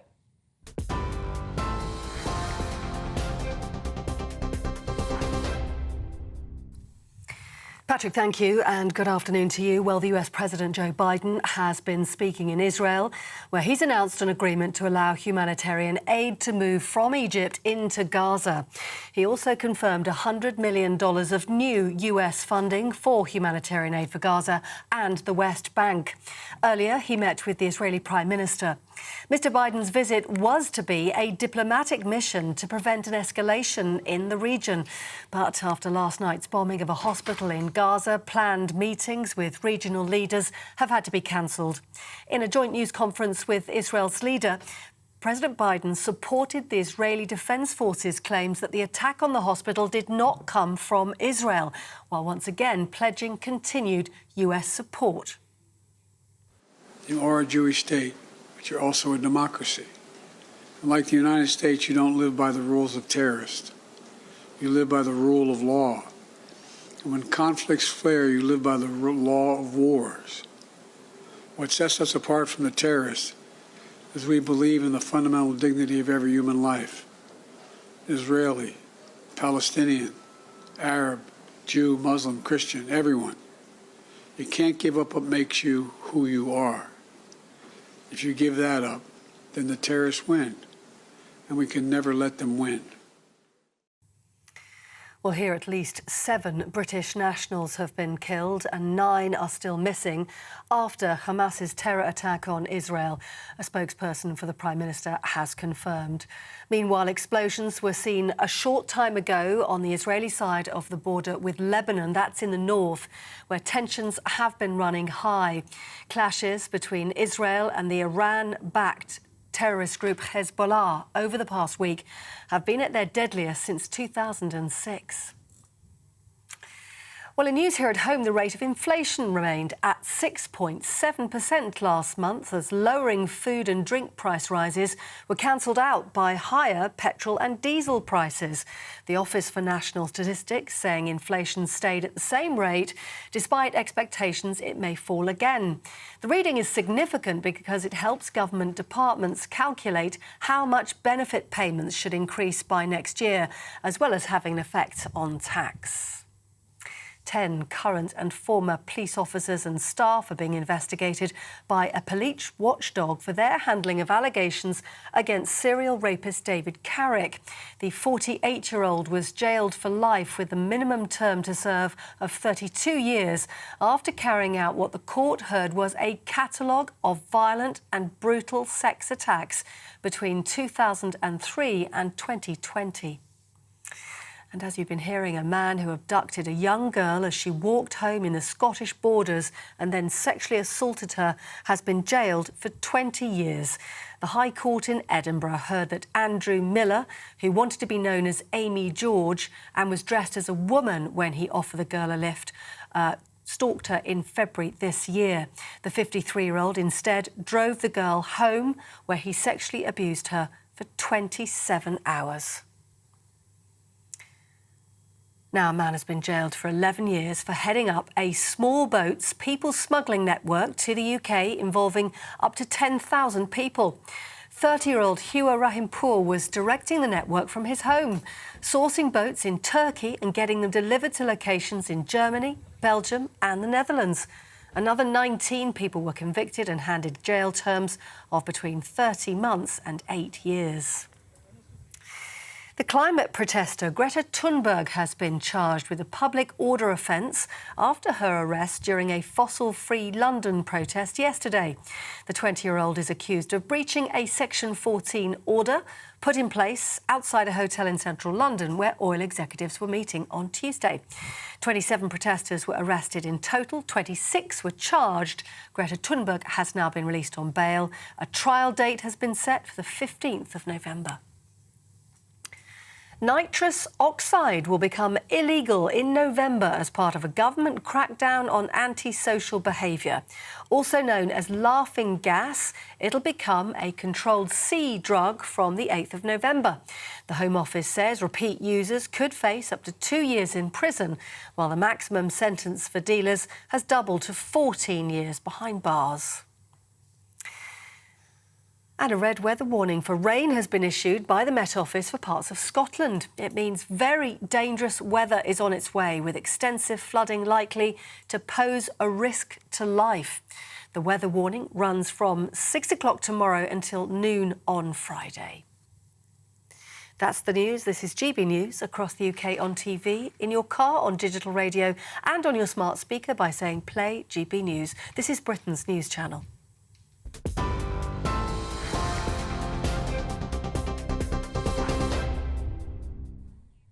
OK, welcome along. Now, of course, we need to get stuck into the very latest from Israel, Gaza. But I want to talk about what's happening over here as a result of it as well. So Rishi Sunak has condemned Hamas for causing untold suffering. He said at Prime Minister's questions that Parliament spoke as one in its criticism of the terrorist group's actions. We are also seeing calls for an increase in the terror threat here as a result of clashes, not just here on the streets, but also a series of terror acts since the Israel-Hamas conflict around Europe. France, we've seen it there, we've seen it in Brussels as well, and also some incidents, very concerning incidents taking place in Germany overnight with the firebombing, allegedly, of synagogues. But Joe Biden has been holding crisis talks in Israel. He has reiterated his support for the Israelis, blaming last night's Gaza hospital explosion on what he called, quotes, the other team. So this has caused a massive point of confusion and contention, which was yesterday evening there was a blast at a hospital in Gaza, OK? Reports that around 500 people were killed. Immediately, they said this was an Israeli missile strike, and there was international condemnation of Israel. People jumping to conclusions left, right and centre. People in Turkey driving to US embassies and US bases in that country to say how angry they were. Anyway, Israel then said, we're going to have a closer look at this. They then released some footage which appeared to suggest that this was actually a rocket fired by Hamas or another group within Gaza. And then they released some audio, which we'll bring to you a little bit later on, about this, which appears to show people, Hamas, discussing the fact that maybe they had actually fired this missile and it had misfired, all been shot out of the sky, and the remnants of it had landed on this hospital. So that was a massive point of contention. Joe Biden today in Israel saying that he believes that that rocket and that incident and the loss of life was responsible because of what happened in Gaza and not Israel. But Rishi Sunak had a fair bit to say about this very issue in our House of Commons right here. We should not rush to judgment before we have all the facts on this awful situation. Every member will know that the words we say here have an impact beyond this House. This morning, I met with the National Security Advisor, but also the chair of the Joint Intelligence Committee. I can tell the honourable gentleman our intelligence services have been rapidly analysing the evidence to independently establish the facts. We are not in a position at this point to say more than that, but I can tell him we are working at pace, but also cooperating and collaborating with our allies on this issue as we look to get to the bottom of the situation, and we will also continue all our efforts to get humanitarian aid into the region. I'm joined now by Charlie Peters, our man in Tel Aviv. And Charlie, it is looking increasingly like this blast at a hospital was in fact caused by a missile fire from within Gaza and not anything to do with the Israelis. Yes, the White House national security spokesman said in the last hour that it is the view of American intelligence that the strike was not the fault of Israel, and they came to that conclusion, a likely conclusion, I should say, after analysis through imagery, intercepts and open source intelligence. Lots of footage, of course, on the Gaza Strip right now, so plenty of footage for intelligence analysts to use overnight and this morning to come to that conclusion. So that's a big part of today's diplomacy, trying to establish some further understanding of what happened last night and then get that message around the world. Because last night, the Arab world reacted very suddenly, within 15 minutes, in fact, of the reports of the explosion at the hospital. The Palestinian Authority described it as a crime of genocide. And then all of the regional players here came out to say that Israel was to blame and to stand very strongly against those actions indeed. But now, with more evidence coming to light today and also further footage of the blast site being released, the original reception, the original story that was released by the Hamas-run Health Ministry and other actors in the area does seem to cast doubt on that original understanding. Some signals intelligence and imagery intelligence released by the IDF, which is compelling but not conclusive evidence at this stage, trying to show that Palestinian Islamic Jihad, a group aligned with Hamas, which is 100% funded by Iran, was to blame for the explosion. Also, the claim by Hamas that some 500 people had been killed in that explosion remains unverified. Looking at the site today from reports on the ground and footage we've seen, which can be verified, does not indicate that level of destruction. The building is intact. The hospital has not exploded. The car park has had significant damage, but indeed some cars on the end of that car park are fine. They don't look as though they've been touched by the explosive that landed there. Not in keeping with what we understand about Israeli munitions, which are advanced and which do create significant devastation when they target urban areas, as we've seen over the last 10 days. But elsewhere in American diplomacy today, we have seen a significant win for President Joe Biden, who in the last hour has secured humanitarian aid from Egypt into Gaza. This is a significant step. This is one of the ambitions of US Secretary of State Antony Blinken last week, which they couldn't achieve, but that has now been done. Absolutely. Charlie, thank you very much. Charlie Peters there, our man in Tel Aviv, just whizzing you through the latest from that hospital blast, which, by the way, had a massive, massive, massive ripple effect all around the world. If that is, or has been, an Israeli missile strike, that could have put the kibosh on any kind of ground invasion, would have turned, I think, the West's attitude towards Israel, or had the potential to. But now all the noise is that it is indeed a rocket fired from within Gaza by a terror group from within Gaza, and that just changed things somewhat, doesn't it? Of course, it puts the BBC in a difficult position, who were very, very keen to parrot the pro-Hamas Palestinian Health Ministry's rhetoric earlier on. That was also echoed by the likes of Hamza Yusuf in Scotland. But the head of MI5 has warned that Hamas's attacks on Israel have increased the chances of Islamist terror in this country. So how could our lives, everybody who's in Britain watching this right now, be affected by what's going on in the Middle East? Ken McCallum was speaking after 2 Swedish football fans were shot dead in Belgium on Monday.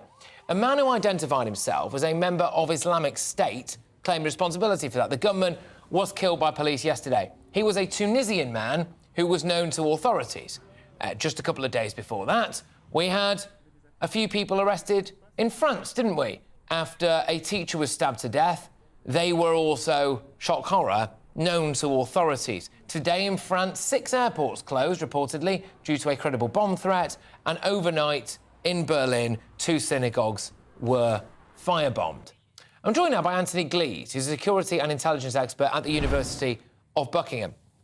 Anthony, are we now more at risk of an Islamist threat in this country as a result of what's happening in the Middle East? Without any doubt at all. And the threat could be an immediate threat, but it could also be a longer-term threat. The first Islamist bomb plot in the United Kingdom took place in 1999-2000, before the war on Iraq, incidentally. And since that time, we've learned a great deal about how people get radicalized, how people turn to extremism, how some of the people who turn to extremism will then turn to terrorism.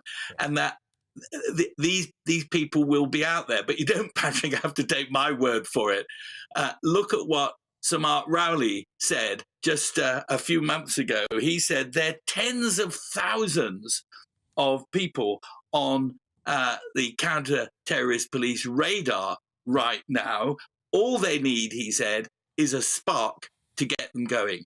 And I think that what we have seen, particularly in respect of the hospital, or was it the hospital car park that was attacked, could well be that spark.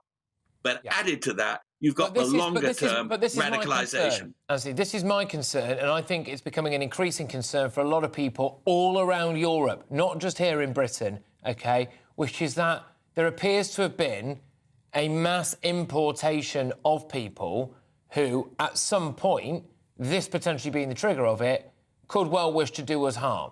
And that, I mean, you know, you've got a bloke riding around Brussels on the back of a moped with a fluorescent orange jacket on and what looks like some kind of AK-47, just popping people off at will. Swedish football fans, because in Sweden, they've been burning Korans. Why the heck is this our problem? How has this become Europe's problem? You know, those kind of conflicts and those kind of ideologies. But alas, here we are. I mean, have we got a Trojan horse? Well, obviously one needs to be very careful. I think we've got, what we've got is the experience of 20 years.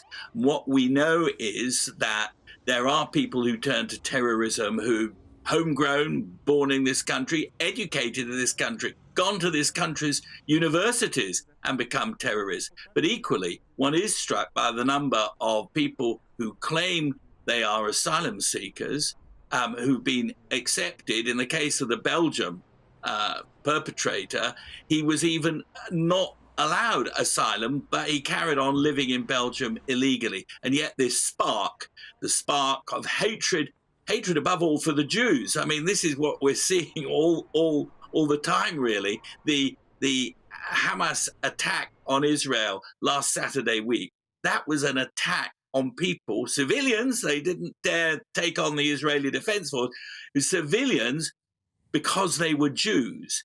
And that is like a red rag to an Islamist ball in many parts of the world. So, yes, this is a real problem. It's an ongoing problem. We'll have another 20 years of this unless it is dealt with.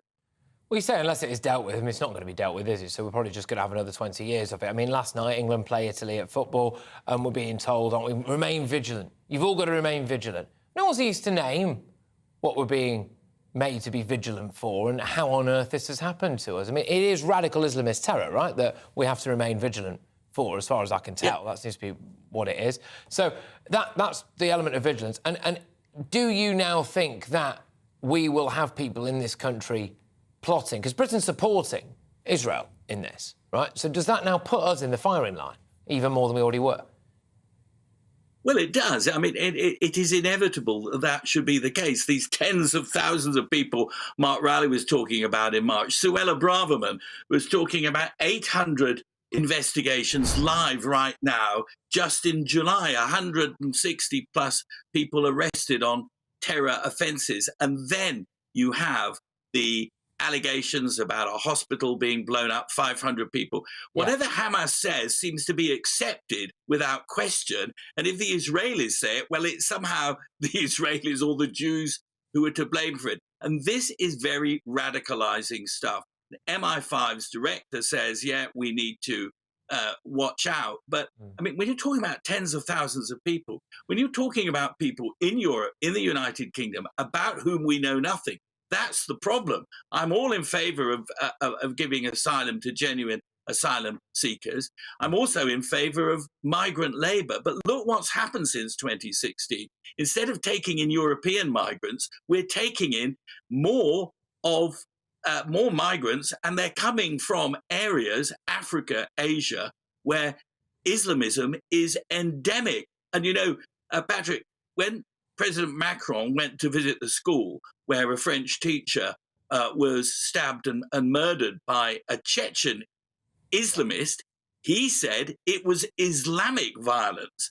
So in the back of Macron's mind is that this isn't just about jihadi people. It's about an emerging culture of hatred, and we have to confront it. It's true, and there is a clear distinction. There is a clear distinction between people who can be pro-Palestine or are obviously just practising the Islamic faith, of which there are millions in this country, and people who are an actual terror threat and who are extremists. And unfortunately, sometimes those, well, a lot of the time, those who are actual extremists and who are actual threat embed themselves within, quite well-meaning people with a different political or religious bent. And that poses a problem for our security forces. It poses a problem for people when trying to articulate exactly what the problem is and how bad that problem is in this country at the moment. My other concern, Anthony, would be about an increase in homegrown terror as a result of this. So people walking around the streets thinking, why are so many people waving the Palestinian flag? What is the issue with Israel? And clearly a lot of people out there who are, got very fervent views about this, who might be passing messages down like, Israel and the Jews are a massive problem and we need to fight them, they shouldn't have a homeland, etc. I'm concerned that we're going to end up seeing more homegrown, younger terrorism as a result of this. Well, again, Patrick, I agree with you. And I think it's very important that the language we use should reflect our concern. What worries me about Suella Braverman is that I think her thinking is right, but the language she uses is often wrong. So if you see somebody marching in support of Palestine, waving the flag of Palestine, she says, oh, the police will come after you. But of course they won't, and indeed they can't, because you might be waving the Palestine flag because it is the flag of all Palestinians. Right. On the other hand, you might be waving it because it's also the flag of Gaza, in which case you're glorifying acts of terrorism and you should be arrested.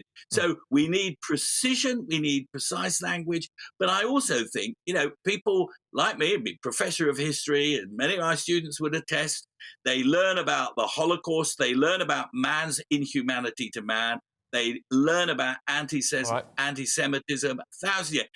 And the sad truth is that despite all this learning, we still have people who will rush to judgment, led, I should say, by Jeremy Corbyn. People will have seen his tweet, perhaps, where he rushed to judgment after the hospital attack and said, yes, this was Israel. A lot of people did. A lot of people did. And there's a heck of a lot of fog of war going on. And it is, we're all guilty of it at times, possibly. But, this is a major, major problem. And that, I think, will have real-world consequences. Anthony, thank you very, very much. Anthony Glees there. Right, who's an international security expert. Right, we're going to have to hear now from Rishi Sunak, who's been talking about the ongoing crisis in the Middle East. This has just landed, Rishi.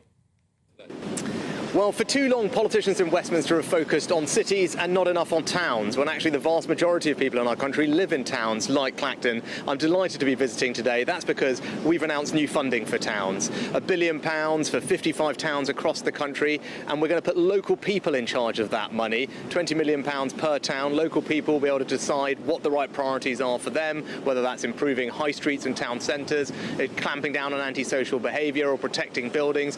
Those are the things that people want. This government is backing them, and I'm delighted to be here in Clacton today to talk about it. You can invest in towns like Clacton. Can you connect with towns like Clacton? Can you understand what some of the people are living through here? Well, it's precisely because I understand about the importance of towns and what people want that we've announced this policy. And that's the thing, there's a change that I'm trying to bring to government. Too much of Westminster in the past has been focused just on big cities. I don't think that's right. More people live in towns like Clacton than they do in big cities. I want to make sure people in towns everywhere know that this government, me as Prime Minister, are supporting them. And that's why we're providing this funding for local areas. But also, crucially, it's long-term funding, and it's putting local people in charge of it, because people in Westminster don't always know what's best. It's right that local people make the decisions on how to use this new funding on their priorities, and I think that's the right thing to do. And talking to people here, they're really appreciative of what we've done. They're excited about the things that they can do to change the future of their town here and build on all the great work that's already happening, and that's what I want to replicate across the country.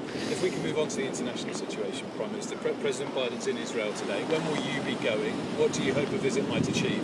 Well, obviously I wouldn't comment comment on any future travel plans on my part, but what I can say is we're already playing a leading role in helping to coordinate the response to this crisis. Particularly, I've had calls with leaders from across the region, the Prime Minister of Israel twice, but also leaders from Saudi Arabia, Egypt, Turkey, Qatar, Palestinian Authority, the King of Jordan was recently in Downing Street. In all those conversations, we've stressed the need to get humanitarian support into the region, and we've announced more financial support to do that on Monday, but also the need to not to escalate this crisis and do everything we can to reduce tensions. But we will continue to do that, we'll continue to have dialogue with everyone, bring humanitarian support into the region. You know, as we stand by Israel, they have the right to defend themselves. What happened was an appalling act of terrorism by Hamas. I think we can all see that, and it's important that Israel take the steps that they need to make sure that their country and their citizens feel safe. So to be clear, you have no plans to go there at the moment? Again, you wouldn't I wouldn't expect the Prime Minister to comment on future travel plans, but we are already playing a leading role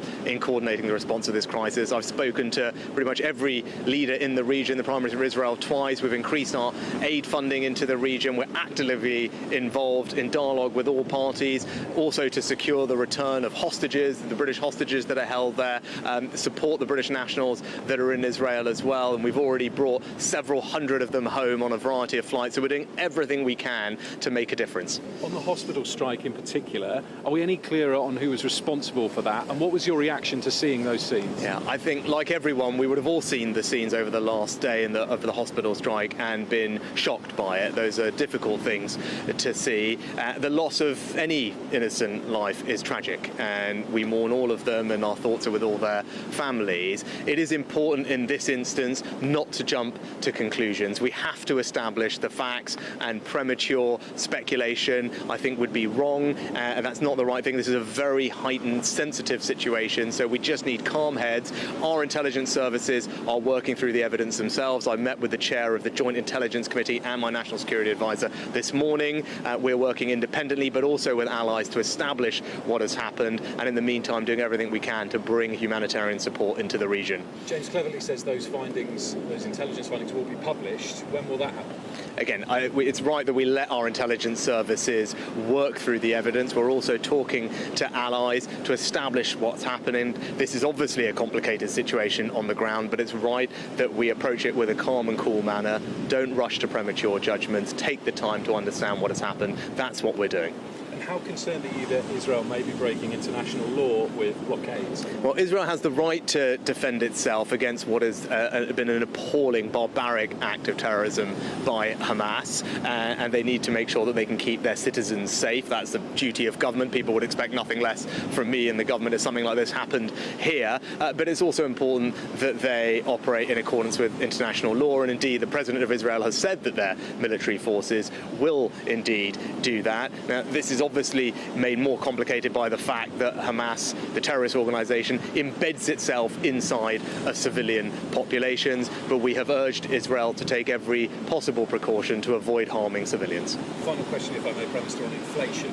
I think we heard Andrew Griffith earlier blame some of your COVID spending as part of the reason for higher inflation. Are you responsible for high inflation? No, I mean, inflation is a global phenomenon. As everyone can see, this is happening across the world as a result of the pandemic and the war in Ukraine driving up energy prices. That's why, at the beginning of this year, I set out 5 priorities for the British public that I wanted to deliver. The first of those was to halve inflation. Why? Because it's inflation that's putting up the price of things, inflation that's eating into people's savings, making them feel poorer. That's why we've got to bring inflation down. We are making progress towards that. The last few months of data show that inflation is coming down, and I'm confident that it will continue to come down after today's numbers, and it's important that we stick to the plan. The plan is working. I want to ease the burden on the cost of living for families. That's why I make the decisions that I do. Everything is geared towards easing those pressures, and if we stick to the plan, that's what we'll be able to deliver. Prime Minister, thank you. Prime Minister Rishi Sunak there. Well, look, in just a few minutes' time, I'll be joined by the British Iranian man who says that the police saved his life after a pro-Palestine protester threatened to behead him in central London last weekend. I'm also going to be talking about an individual who is trans, who was sentenced today to 20 years after sexually assaulting and kidnapping an individual, and Britain's first private police force as well. Is it time that our police force went private? Because the real police have got too much on their plate. But right now, it's your headlines with Polly.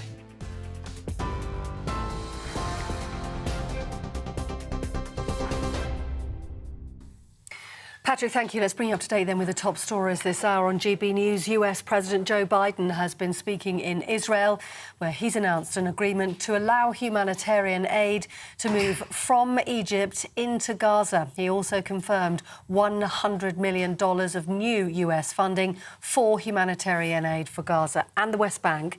Meanwhile, here the Prime Minister has confirmed at least 7 British nationals have been killed and 9 are still missing after Hamas's terror attack on Israel on October the 7th. Meanwhile, explosions were seen a short time ago on the northern Israeli side of the border with Lebanon, where tensions have been running high. Clashes over the last week between Israel and the Iran-backed Hezbollah terror group have been the deadliest since 2006.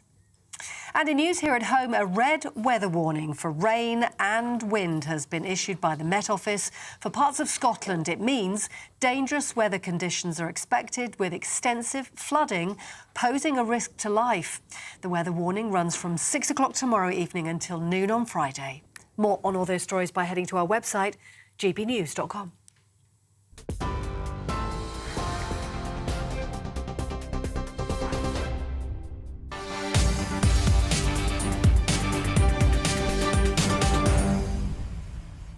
Welcome back. Now, we've already spoken about the increased risk of an Islamist terror attack in this country, and I'm going to talk about the man who says that police saved him from certain death at the hands of pro-Palestine protesters who threatened to behead him. This is, by the way, in London, yeah. That was on Saturday. Vahid Beheshti was chased in central London because he was holding an Israeli flag. He was protesting outside the Foreign Office in opposition to the Islamic Revolutionary Guard Corps. Viewers on GB News will now be able to see that a number of police officers intervened to protect Vahid and other activists. I'm delighted to say that he has indeed managed to keep his head, and he's joined me now in the studio. Vahid, thank you very, very much. Thank you. Great to have you on the show. So, how scared were you when that was taking place? You're on the streets of Britain to see people willing to essentially behead somebody for having different political views. It's unbelievable that, we are witnessing such things in middle of London in 21st century. But I thought it's my last day, definitely, with the knowledge that I have from the nature of these, I would say, groups, because I don't call them Palestinians protesters. These are terrorists who they come with a knife in their pocket because I had an Israeli flag on my camp. I have been camping there for 8 months in order to put IRGC in the terrorist list. But these guys, they cannot tolerate. We cannot tolerate them, with this kind of act in middle of London. And to clarify, you are not Jewish, right? No, so I'm not. Not Jewish. No, I'm not Jewish. I don't know what they must have thought, but the idea now that somebody who, say, is Jewish, who wants to wave the Israeli flag in London, the implication is that their life might be at risk now. Basically, let me put it this way. From 24 hours before this event and the continuous day after this event by the police, of course, I'm alive now talking to you because of the great work of our police forces. But now, instead of they controlling them, they keep asking me to bring the Israeli flag down from my camp. And now, imagine if the Jewish person going out to the street with the Israeli flag. So these people, they are going to force their idea to us with violence. We cannot tolerate that here in London. Do you think that's symptomatic of the way that the United Kingdom as a whole, Britain as a whole, is being asked to deal with the threat of radical Islamist terrorism, which is that we alter our lives and our way of life, and we have to remain vigilant and we have to be sympathetic, as opposed to eradicating that problem? We have to stay strong and firm. We have no choice in this country. We have been warning our leaders, our politicians, me and my wife and my other human rights activists for past 18 years about the radicalization in this country, in mosques, in Islamic centers, and the places that they are talking in their own language and they brainwash our youth. But I think we weren't aware enough of what was going to be happen in here in this crucial moment. But I am going to tell something else. It's going to get worse because as Israel entered Gaza, Iranians, they said they're going to involve themselves. They're going to activate their sleeping agents here, which they've been working on them for years, and we were too soft about it. So elaborate on that then. One of the concerns that a lot of people have is that what's going on in Israel at the moment and in the wider region of the Middle East there will have a real-world impact on the streets of Britain. People in Brussels have just seen an individual driving around shooting people. People in France have seen it. There were bomb threats at French airports today. I believe that 2 synagogues in Berlin were firebombed. We've had red paint thrown over Jewish schools in this country. You seem pretty convinced that there's a good chance we're going to see an increased terror threat on the streets of Britain as a result of what's going on. Definitely, we are in war. There is no doubt about it. This is war against terrorism. This is not Israel war. This is our war. We are not defending Israel. We are defending ourselves in our soil here. And Iranian government, by activating their agents in whole Europe, they are going to put pressure on us to pull out from Israel and stop what Israel is going through, which there is no other choice. Well, what if Israel didn't do a ground invasion? What if Israel said, right, we're drawing a line under this now? Would that make everybody else safer? It's not going to make us safer. It's going to put us in a very worse situation. Definitely. Israel, my opinion, should go all the way. We have to get rid of Hamas, Hezbollah, Jihad Islami, and the head of octopus. These are what I counted are the legs and the hands of octopus. The head of octopus, IRGC, Iranian Islamic Revolutionary Guard Corps. War with Iran. It's going to happen. This is going to happen. That's World War III. The foreign minister of Iran, 2 days ago, he stated, if Israel entered to Gaza, we're not going to sit down and watch. He goes and finish Hamas and then come after Hezbollah. That means we are going to get involved there. So, but there is a shortcut, I always said. As soon as Iranian government involve themselves directly in this war, we have 80 million Iranians which they're going to raise inside the country against this regime. And they are the one who are going to finish the job. What should we do now, in your view, as a country? What should Rishi Sunak do? What should our British population be doing now? The first step, Mr. Prime Minister Rishi Sunak should place IRGC, Iranian Islamic Revolutionary Guard Corps, the godfather of Hamas, Hezbollah, Jihad Islami, and other terrorist groups, on the terrorist list. What difference would that make? What difference would that make to my life here, to people watching, in Burnley or Blackburn or Rochdale or wherever? How does that affect their lives? So that sends a strong message to Iranian government that they sponsor all these terrorist groups. First, we have to put them on the terrorist list, which we had to do it 2 years ago, 3 years ago, when we proscribe Hamas, when we proscribe Hezbollah, because legally we have to do that. Presumably that means then that we're more able, in theory, to deport people who support. It's going to make it really easy for us to close down this affiliation that they have connection with IRGC. We're going to put proper limitation on their financial sector outside of Iran, because that is very important for them, for their terrorist operation outside of Iran. So they are proscribing IRGC is going to put us in the very, very better place. But on the other way, we have to stand strong next to Israel, shoulder by shoulder, to clean the Middle East. We have no choice. It's like a cancer. We are going through this surgery. It's going to be painful, but we have to go through it. It also means that we are going to have a lot of genuine civilians who live in that part of the world who will be affected and displaced as a result of it. And so what happens there? Because I think we all know what happens there, which is that then Europe and Britain takes a lot of those people. Do you think that's our duty? It's not about taking those people. If we act by wisdom, that's very important. That's what Israel is doing now.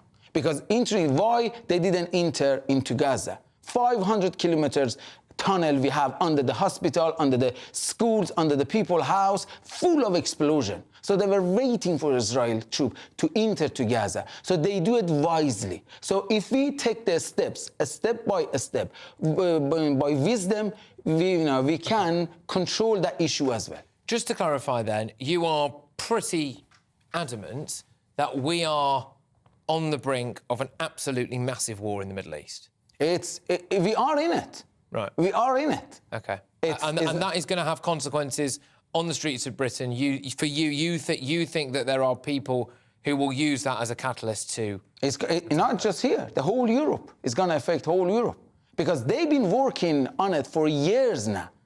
For years. They're getting themselves ready for these days. So at least we have to wake up now and stand strong. OK. And just a final one with you personally. I mean, there's a kind of a bounty on your head, right? So how are you doing?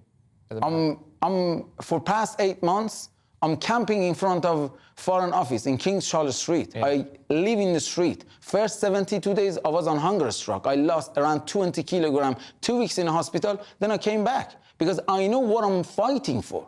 I know their true natures. I know what happened exactly last night with the situation of the hospital. I know exactly because I witnessed the same situation 3 years ago when the IRGC shot down the Ukrainian passenger airplane PS-752 and killed 176 people with 2 missiles. And for 3 days, they looked into camera and lied to the whole world. And after 3 days, after all evidence, they said, we done it. All right, look, thank you very, very much for coming in, and obviously stay safe. Thank you. And we wish you all the best. You take care. All right, thank you very, very much. That's Fahid there. It was the individual who was chased through the streets, Beheshti there, chased through the streets and threatened with beheading as a result of his views. Right, well, another day, another protest in London. Now, pro-Palestine activists will hold a demonstration outside Downing Street. That's due to get going very, very shortly. We're going to cross shortly, anyway, to Downing Street to speak to our national reporter, Theo Chikomba. This is, you know, a concern for people as tensions mount on the streets of Britain as to whether or not we're going to see anything kick off. Theo is there for us right now. Theo Chikomba. Oh, gosh, I'm glad I'm indoors, Theo, I must say. Well, what's going on where you are? Yeah, lucky for some, eh?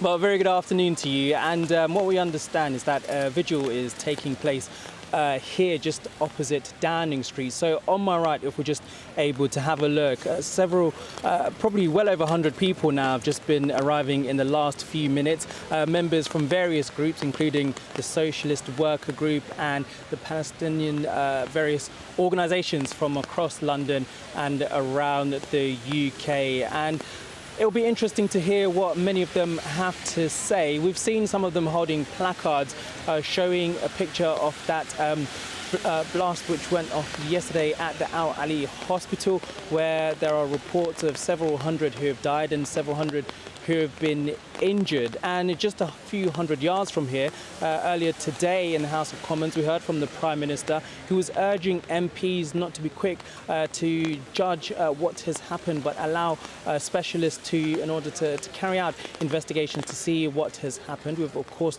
heard in the last few hours from Israeli military spokespeople who say they have done their investigations and say this was not something that was fired from them, but it's a case where we are still waiting to see what the result of what happened yesterday, causing many deaths. But in the next 30 minutes or so, we'll be hearing from speakers. Just over my left shoulder, there is a lectern up on the stage, and of course, this will be attended by many people who will be arriving here into central London at Downing Street. Yeah, Theo, great stuff. Look, we'll be going back to Theo, of course, as he diligently stands out in the rain for us to cover a pro-Palestine protest. Interesting that he said that the Socialist Workers' Party had turned up as well. It will be quite fascinating to see exactly who arrives there. That is outside Downing Street. And again, tension's massively high because of what happened at that hospital in Gaza last night and some of the misinformation that's coming out around that. But look, unfortunately, I wasn't here yesterday, so I couldn't give my verdict on Greta Thunberg being arrested in London. But don't worry, I'm going to put that right next. Patrick Christys, GB News, Britain's news channel.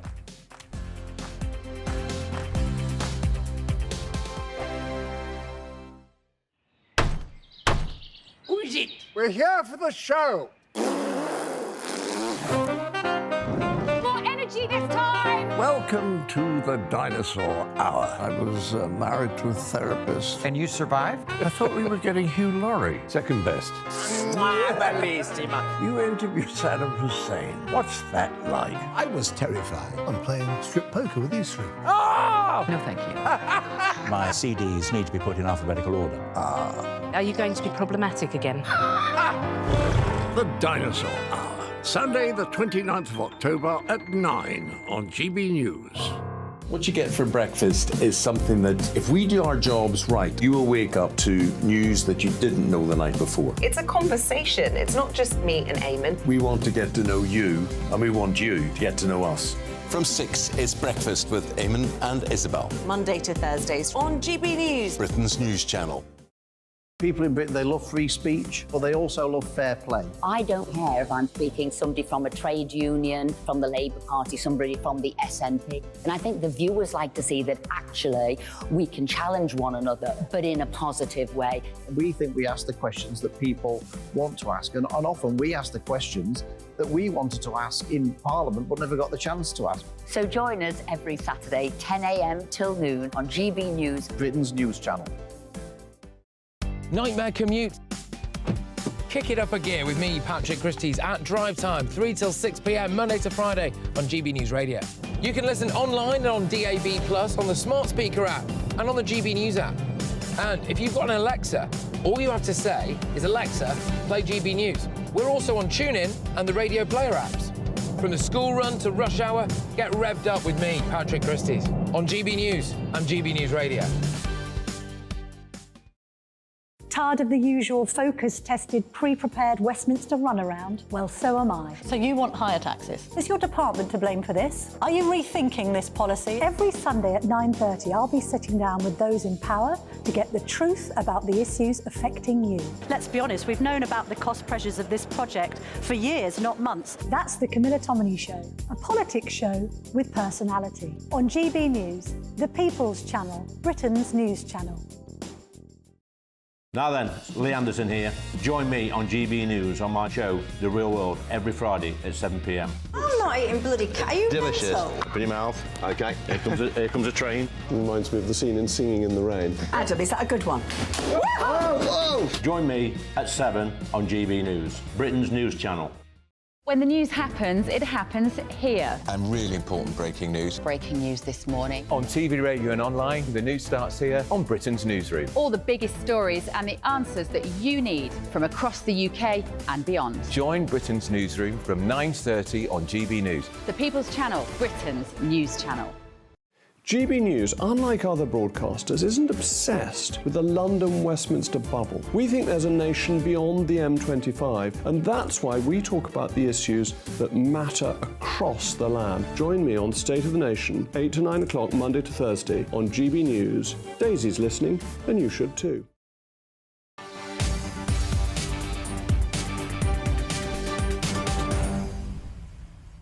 Welcome back. It is 4:48. You're watching or listening to me, Patrick Christys, on GB News. Look, at 5 o'clock, I'm going to be asking, should we take in refugees from Gaza? Are they our responsibility? Hamza Yusuf certainly thinks so. But I want to talk about a couple of crime stories first that are in the news today. Firstly, a trans butcher who sexually abused a young girl for 27 hours has been jailed for 20 years. Andrew Miller, who now claims to be called Amy George, abducted the primary school-aged child when she was walking home in the Scottish borders. Yeah, the other crime story today is what's been dubbed as Britain's first private police force, taking a suspected shoplifter to court after the actual police didn't investigate. So 2 stories to go ahead. Joining us now is the former Met Police officer Graham Wetton to pick through both of those. Graham, look, let's start with that absolutely depraved story of this trans butcher who has raped, sexually abused a primary school-aged girl after kidnapping her initially. I mean, remarkably still referred to as her in a lot of the British media. It's an absolute shocker, that story. It makes your stomach turn, doesn't it? Yeah, I read it earlier. It's and dressed as a woman, which is why the young girl got in the car in the first place. And you read like a line from her statement. She felt she was safe getting into a car with a woman, so that's why she got in the car. Then held hostage for 27 odd hours. Awful situation, awful incident for her. She managed to dial 999 when he fell asleep, and the police turned up and rescued her. But I would like to think the police are now looking significantly into his background, his offending background, where he's been, what he's been doing, the cars he's been using, etc. Because often these incidents escalate, as in the offending behaviour escalates. So I'd like to think they are, this isn't finished yet. They're going to look back into him, maybe even interview him again once he's in prison, and see if there's any other offences that come to light. Do you think 20 years is long enough for that? Police officers never get involved in actual sentencing. That's down to the courts and the judges. You have your views on it. You have almost like an idea in your head of what you think is a fair, determinate sentence. It often doesn't meet what police officers have in their mind. So, we often don't tend to comment on sentencing because that's the remit of the judges and the courts, and that's for the justice system. But I would like to think it would have been a little bit more than that. Yeah, I think most people would as well. I think any idea of rehabilitation, especially after what that poor primary school age victim must have had to endure, is possibly beyond hope, I think. But let's just move on to another police story. I'm fascinated by this, actually. So a private police force called TMI, as in I spelt like the two that I've got in my head here, has been employed by M&S after somebody nicked apparently 500 quid's worth of booze, I think it was, and there's some steak. Oh, it's a great night, by the way. But and then they've managed to nick them because the actual police chose not to or could not investigate. I've not got a problem with private police force. I don't know about you, but if they get the job done, isn't it all right? No, shaking your head, no. I agree with you. I think it was £500 worth of steak and 20 bottles of Prosecco, which, as you said, it sounds like a great night. But as a theft, that is fairly significant. I would like to think that is a type of but a shoplifting as such, as it's classified as a theft from a shop. I'd like to think that level, that degree of theft, should be investigated a little bit more thoroughly than maybe what was done. Having said that, TMI are a specific group that do private investigations, look at certain cases. So they've got a limited perspective in what they're dealing with, understandably so, because they're a company. Policing has to deal with everything. And the officers that actually went to attend this incident, may well be carrying 20, 30 crimes. So, again, they're doing a multitude of other jobs. They've got other cases in their work file. So maybe they didn't realise the significance or the evidential value that was there. Well, every case should be investigated. Yeah, it's also, sometimes I think with these, it seems it's a bit of a victimless crime. If you steal from a big superstore like an M&S, no one's been harmed, there wasn't any sign of a threat on the way out or anything, someone's walked out with some booze and some steak, maybe, given everything else that's going on. But my take on it is this: I think our police officers are overstretched, they're underpaid, they're not allowed to go out on strike like a lot of other people, and they do an unbelievable job for this country. Of course, you end up with some ones who will maybe do the Macarena at a gay pride event, which I'm not in favour of. But if we have got private firms who are responsible and are regulated, who are able to take the load off, what's the problem? If at the end of the day bad guys get caught, I think that's all right. But look, Graham, we're going to have to leave it there, I'm afraid, man. Good man, great to chat to you, as ever. Take care, and I'll see you soon. It's Graham Weston there, former Met police officer. Now, let's just get to Greta. I've got just enough time to get to Greta. She's been charged after she was arrested at a protest in central London yesterday. She was with a group who call themselves Fossil Free London. Now she is being carted into the back of a police van. Thunberg has been charged with a breach of the Public Order Act. She was one of 26 people who've been bailed now to appear at Westminster Magistrates Court on November the 15th. There we are. She looks quite happy with herself, doesn't she? Interesting. Oh, well. Oh, Greta. Right. Well, never mind. Anyway, loads more still to come between now and 6 o'clock. I'm going to be going back to that protest on Downing Street, the pro-Palestine protest, which bizarrely, or not that bizarrely, I suppose, the Socialist Workers Group have apparently turned up to as well. Always interesting to keep an eye on what flags are in the crowd at events like that. So we're going to be looking at that. That comes as there are heightened tensions following an attack at a hospital in Gaza, where several hundred people are believed to have lost their lives. The blame game originally was with Israel, and now supposedly it's back with Hamas. I'm going to be talking about whether or not we are okay in this country to be taking in refugees from Gaza. Hamza Yusuf says that we should be taking in refugees from the Gaza Strip, despite Egypt, Turkey and Jordan saying that they're not going to take a single one. Why should we? Do we have a duty to it? Do you look at the images of taking place in Gaza now and you think that we as a nation have a responsibility to those people? I want to hear from you. gbviews@gbnews.com. Get in touch. Patrick Christys on GB News. This is Britain's news channel. Hi there, it's Aidan McGivern here from the Met Office with the GB News forecast. Storm Babet over the next few days will bring exceptional amounts of rainfall. That's why there's been a red warning issued. Eastern Scotland, highest risk area for widespread and severe flooding by the time we get to Friday. Initially, Babet is moving up from the south. It's brought plenty of rain to Wales and to the south of England through the day. That then moves into the Midlands, Northern England and Northern Ireland by the end of the night with 30 to 50 millimetres, perhaps a little more in some parts of Northern Ireland. But by dawn, the rain is approaching southern Scotland. The far north of Scotland staying dry, drier interludes further south as well, but all areas subject to a strengthening wind, a lot of cloud and therefore a relatively mild start. But it is going to be an unsettled start, wet and windy for many places. The rain in the south clearing to sunny spells and heavy showers. But for Northern Ireland, it stays damp. Southern Scotland also remaining damp. But it's eastern Scotland where we'll see that rainfall turn heavier and heavier as the day goes by and persistent over eastern hills, particularly over parts of Aberdeenshire and Angus. Now, that's likely to result by the end of Friday in 200 to 250 millimetres of rain building up in some parts of Angus and Aberdeenshire. That's an exceptional amount of rain, even for this part of the world. That's why there is that very real and very significant risk of flooding, further wet and windy weather into the weekend. I think the most exciting bit for me is talking to ordinary people. People who I think are ignored often by the major news channels.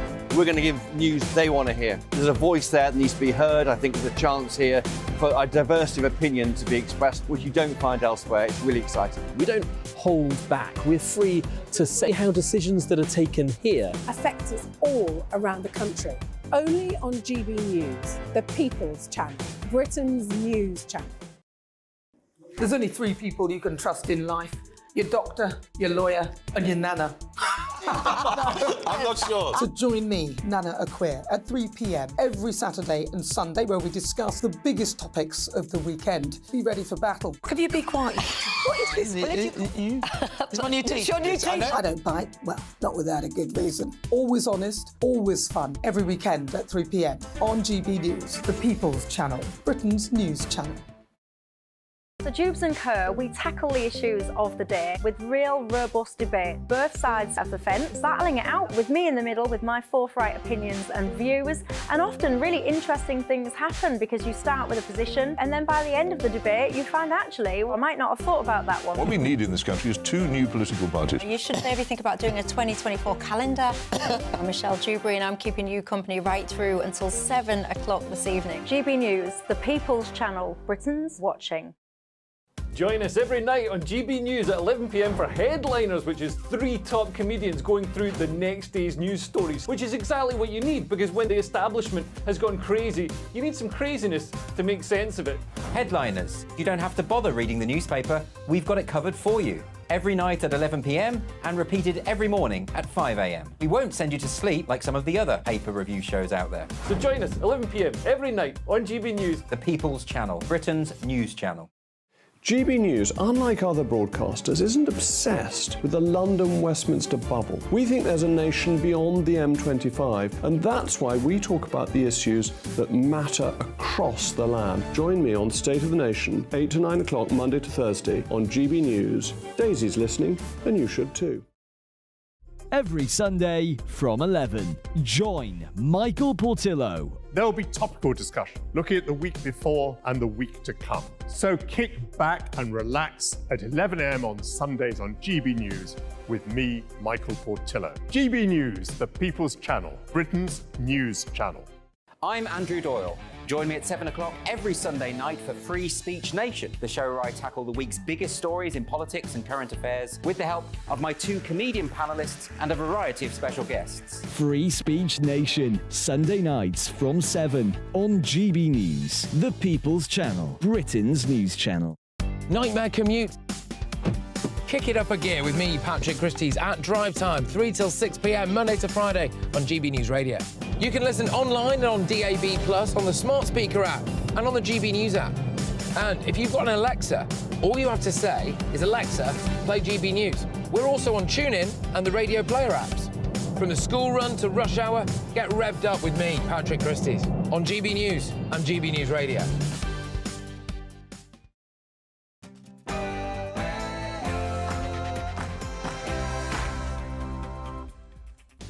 Good evening, it's 5 p.m, it's Patrick Christys, it's GB News. We've got a big hour coming your way of all those top topics and big debates, starting with this one. Should we take in Gazans? Hamza Yusuf says that Scotland could be a pioneer and we take in refugees from the Gaza Strip. Their neighbouring nations don't want to take them. Is it our responsibility? Debate on that. I'm also going to be discussing this story as well. What is the Islamist threat in Britain like following the events and what's possibly to come in the Middle East? How concerned are you? We've seen 6 airports in France succumb to a bomb threat today.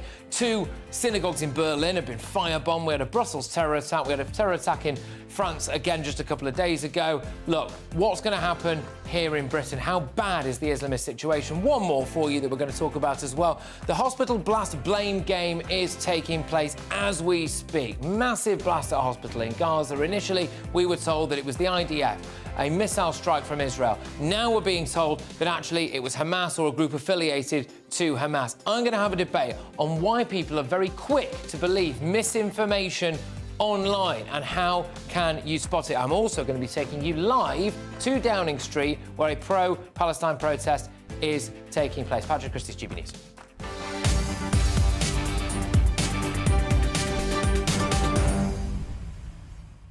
Yeah, GB Views at gbnews.com. Loads to come this hour, so we're going to get straight into it after Polly Middlehurst with your headlines.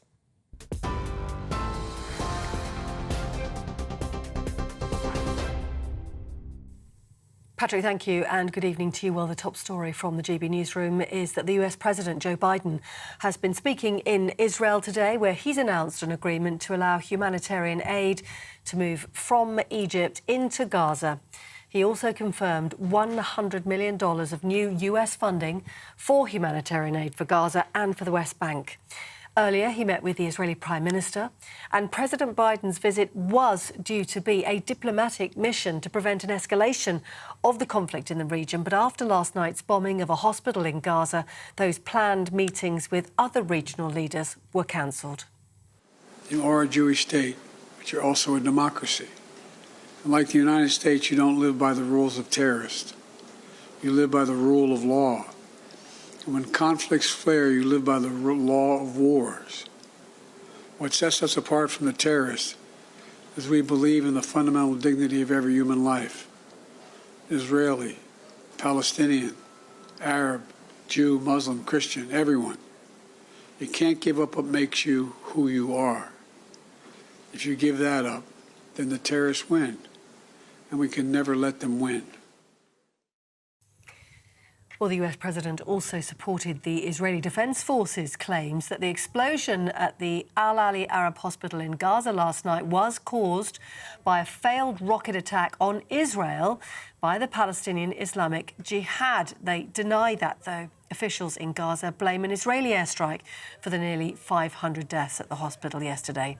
On a visit to Clacton-on-Sea in Essex today, Rishi Sunak described the hospital explosion as shocking, but called for calm heads as intelligence analysts try to establish what happened.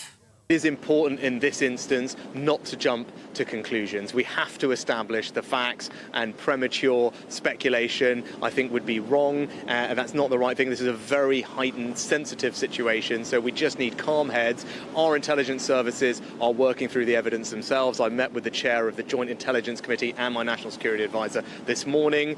We're working independently, but also with allies to establish what has happened, and in the meantime doing everything we can to bring humanitarian support into the region. Well, at least 7 British nationals have been killed and 9 are missing since Hamas's attack on Israel on October the 7th, a spokesperson for the Prime Minister has said today. Meanwhile, explosions were seen a short time ago on the Israeli side of the border with Lebanon. That's in the north, where tensions have been running high. Clashes between Israel and the Iran-backed Hezbollah group over the past week have been the deadliest since 2006. Now, the rate of inflation remained at 6.7% last month as lowering food and drink prices were cancelled out by higher petrol and diesel prices. The Office for National Statistics saying inflation remained the same despite expectations it may fall. The reading is significant because it helps government departments calculate how much benefit payments should increase by next year, as well as having an effect on taxes. 10 current and former police officers and staff are being investigated by a police watchdog for their handling of allegations against serial rapist David Carrick. The 48-year-old was jailed for life with a minimum term to serve of 32 years after carrying out what the court heard was a catalogue of violent and brutal sex attacks between 2003 and 2020. Now, as you've been hearing, a man who abducted a primary school-aged child as she walked home in the Scottish borders and then sexually assaulted her has been jailed for 20 years. The High Court in Edinburgh heard that Andrew Miller, who also wanted to be known as Amy George, was dressed as a woman when he offered the girl a lift in February this year. The 53-year-old instead drove her to his home where he sexually abused her for 27 hours. The climate activist Greta Thunberg has been charged with a public order offence after her arrest during a fossil-free London protest yesterday.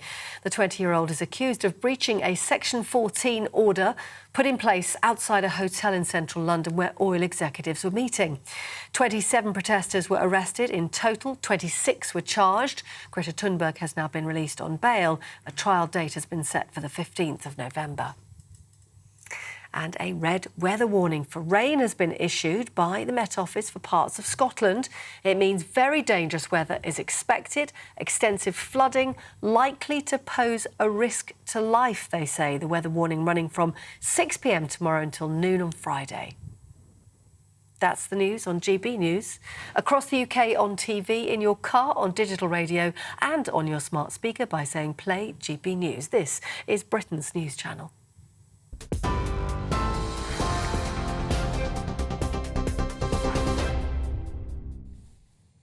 A Trojan horse may have been allowed into Europe. A ready-made militia of people who hate the West, who hate our culture, they've been radicalised and they're primed and ready to go.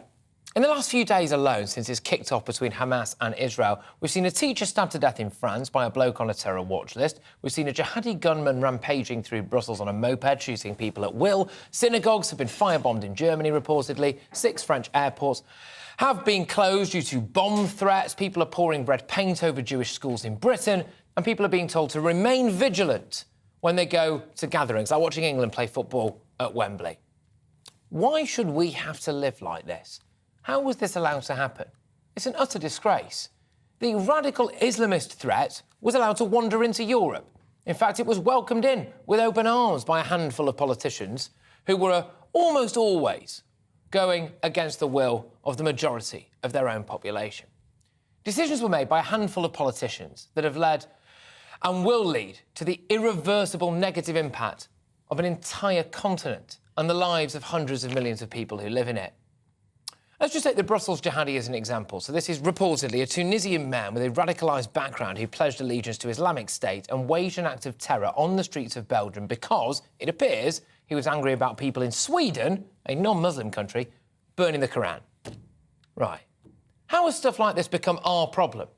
Well, why is this anything to do with us? Well, why are our lives in danger because of ideologies like that? And how many other people like him are there out there? I will never accept that dealing with severe terror threats, having to remain constantly vigilant on our streets, or seeing bomb threats, actual firebombs, stabbings and shootings, supposedly in the name of a radical extremist interpretation of a religion that appears to be completely at odds with Europe's way of life, is It's not normal. It has never been normal, and it must never be allowed to become normal.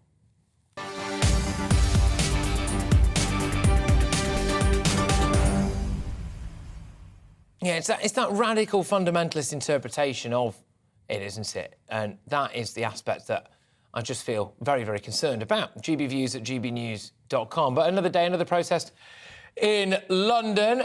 Pro-Palestine activists are currently holding a demonstration outside Downing Street. So these are people, of course, who are in favour of Palestine. We're going to go now to central London, speak to our national reporter, Theo Tricomba, where it is still absolutely hammering it down with rain, it must be said. Theo, what's going on where you are? Yes, well, as the heavens have opened, hundreds of people have arrived here just outside Downing Street. As you mentioned just a few moments ago, it is a group of pro-Palestinian groups, a range of them, including socialist workers and a number of others who have travelled here. You may be able to hear some of the chanting if you just look over my left shoulder, where there are many people, where there's a lectern and speakers we'll be hearing from shortly, and many of them have been highlighting that blast or explosion, shall I say, which was seen yesterday at Al Ali Hospital, where several hundred have died and several hundred are also injured. But the question today we'll be asking them is, does Israel have the right to defend itself? We heard earlier from the Prime Minister Rishi Sunak in the House of Commons during Prime Minister question time, saying Israel has a right to defend itself, and he is working with allies, speaking to many across the world to see if there's corridors for humanitarian aid to go into both Israel and Gaza. And as we've seen, the US president is now in that area. But in terms of who's responsible for that blast we saw yesterday, the Prime Minister is quick to say to MPs today that they shouldn't rush to conclusions. Thank you very, very much. Theo Tricomba there, who's going to be reporting in the coming hours, really, from that demonstration that we're seeing, which is a pro-Palestine demonstration, also joined by a few other groups. I think he said they're the Socialist Workers' Party. Theo's going to be getting in amongst that and asking people a couple of questions, like, do you think that Israel's got the right to exist? I thought that was quite telling there, that he was saying that people are mentioning that blast at that hospital in Gaza. Massive, massive, massive blame game currently taking place, over that. Who was responsible for it? Initially, it was Israel. Israel was responsible. This was an airstrike. How dare they? 500 people, innocent civilians, have died while seeking shelter in a hospital car park. This is a war crime. And then quite quickly, Israel came out and said they've done their own investigation. They have uncovered clips of, they say, they've uncovered clips of audio recordings between Hamas and other kind of militant groups there, talking about how that missile may have been their own, that misfired or was shot down, etc. So that blame game continues. A little bit later on this hour, I'm going to be having a debate on this about how quick people are to believe things that they see on social media, and whether or not people are more likely to believe it if it comes from Israel, whether or not they should be more likely to believe it if it comes from Israel, etc. But Rishi Sunak has condemned Hamas for causing untold suffering and said that the UK is working with Qatar to secure the release of British hostages after Hamas blamed Israel for that hospital attack that killed hundreds of Palestinians yesterday. The Israel Defense Force said an Islamic terror group was responsible for it. The Prime Minister had this to say. We should not rush to judgment before we have all the facts on this awful situation. Every member will know that the words we say here have an impact beyond this House. This morning, I met with the National Security Advisor, but also the chair of the Joint Intelligence Committee. I can tell the honourable gentleman our intelligence services have been rapidly analysing the evidence to independently establish the facts. We are not in a position at this point to say more than that, but I can tell him we are working at pace, but also cooperating and collaborating with our allies on this issue as we look to get to the bottom of the situation, and we will also continue all our efforts to get humanitarian aid into the region. Right, and Joe Biden has been holding crisis talks in Israel. He's reiterated his support for the Israelis. He blamed last night's Gaza hospital explosion on what he called the other team, which has not gone down particularly well, his choice of language. It was a hard watch, Joe Biden, but it usually is. That said, I think if you were an Israeli, he would have been saying all of the right things. Let's cross now to Tel Aviv, speak to our reporter, Charlie Peters. Charlie, that blame game continues after that hospital attack, doesn't it? What's the latest then where you are?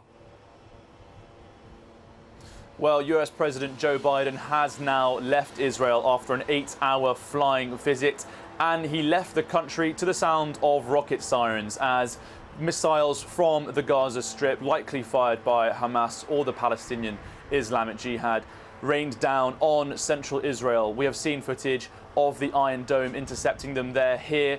Each rocket costs $100,000, and today President Joe Biden reaffirmed that the US would be replenishing those Iron Dome air defense systems in Israel as it continues to fire down an unprecedented level of rockets fired in from the Gaza Strip, but also from southern Lebanon.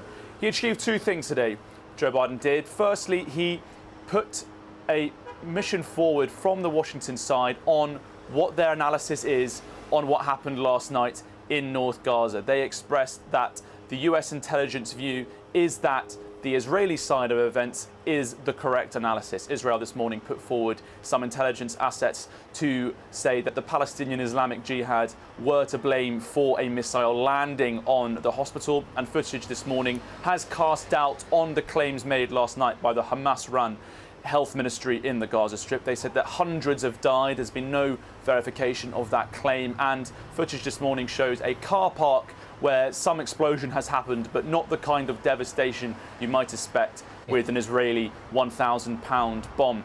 Biden also achieved something else, one of the key aims of US diplomacy in Israel since the start of this war, and that is the access of humanitarian aid into South Gaza, where so many people, almost 1 million, have fled from the north since the start of this bloody war.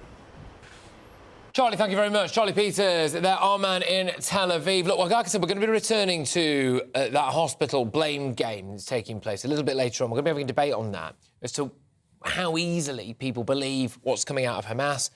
Similarly, you could argue as well with Israel, and I'm going to be playing you an audio recording of what Israel have released, which appears to show Hamas discussing that they might have been responsible, or they were responsible, for this hospital blast. Just asking who you believe in all of this. Anyway, as of course, night follows day, there are calls for the UK now to take refugees from Gaza.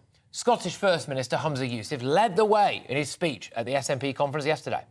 I'm calling today on the international community to commit to a worldwide refugee programme for the people of Gaza. But of course, there wouldn't need to be a worldwide refugee programme for the people of Gaza, spearheaded by the people of Scotland, if neighbouring countries took the people of Gaza. Joining me now is former Labour MP and Minister of State for Europe is Dennis McShane. Dennis, thank you very much. Why are the people of Gaza, as sympathetic as we are, our responsibility? I'm genuinely not sure that they are particularly. I think the Scottish nationalist leader is just trying to make a point for his conference, say something that other people haven't said. The reason they haven't said it is because they're not asking for that.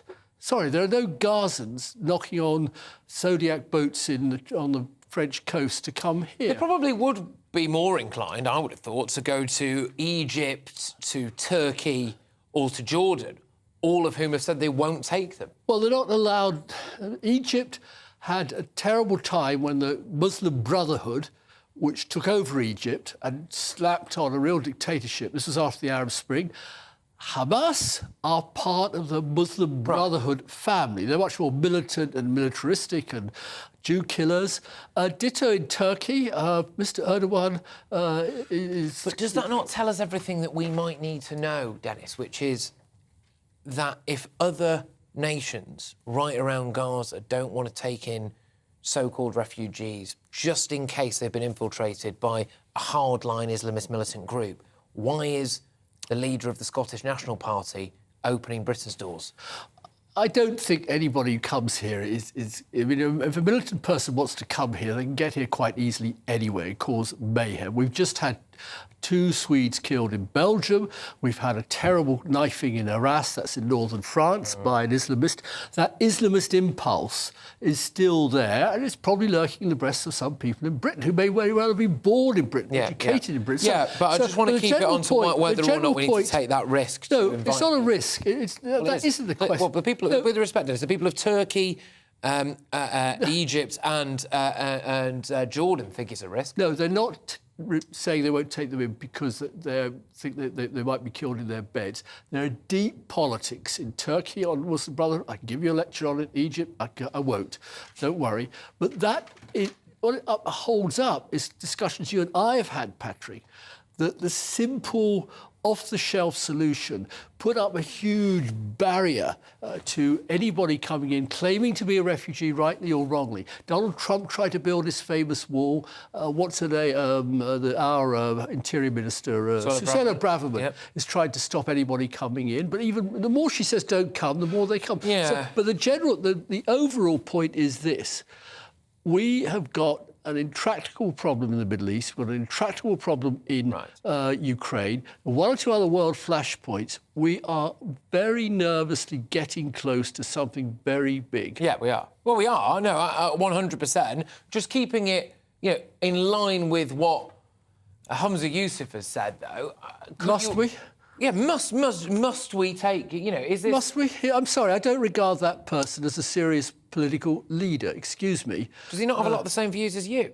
No, not to my knowledge. I won't go into. Pro-EU, isn't he? He's very pro-EU. He's probably got similar views. I mean, you're wearing a Ukrainian flag with the EU stars around it. That's him, isn't it? Yeah, Europe is giving more military aid to Ukraine than the United States. He's very anti-Tory. You're very anti-Tory. I think you'll find that he's a nationalist. I'm not a nationalist. The Tories are English nationalists under the present Conservative Party. Right. He's the Scottish branch of nationalism.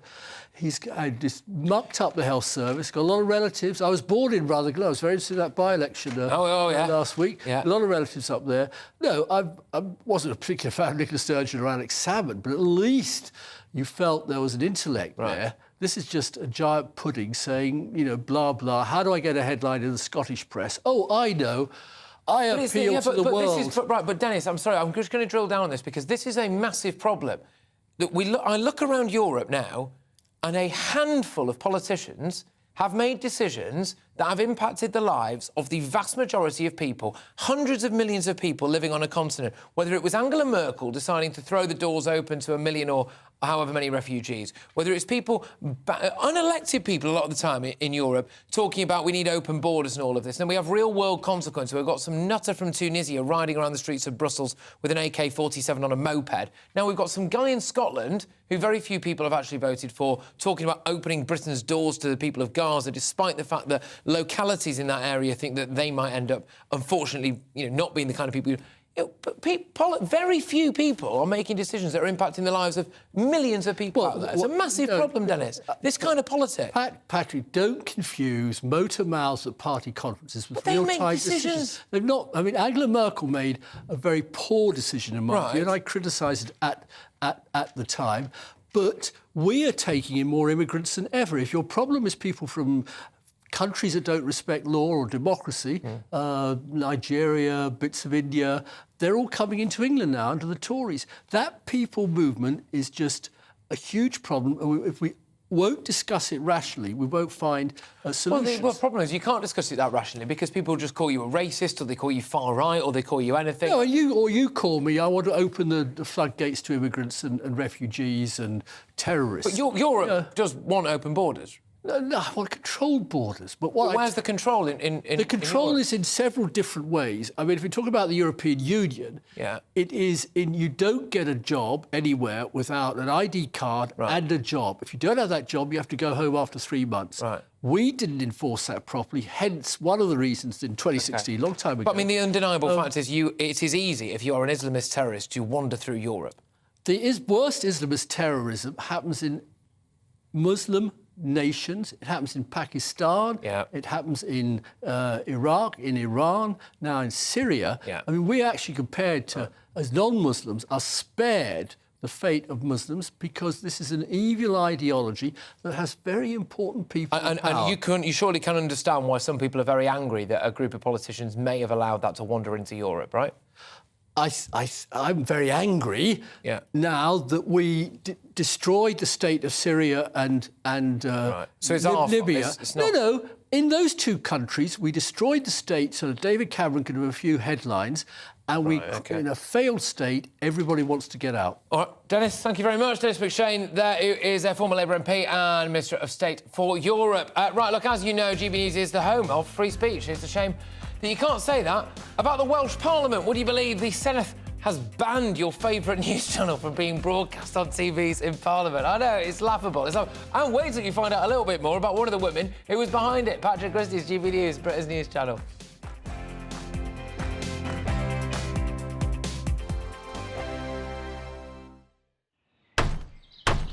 Who is it? We're here for the show.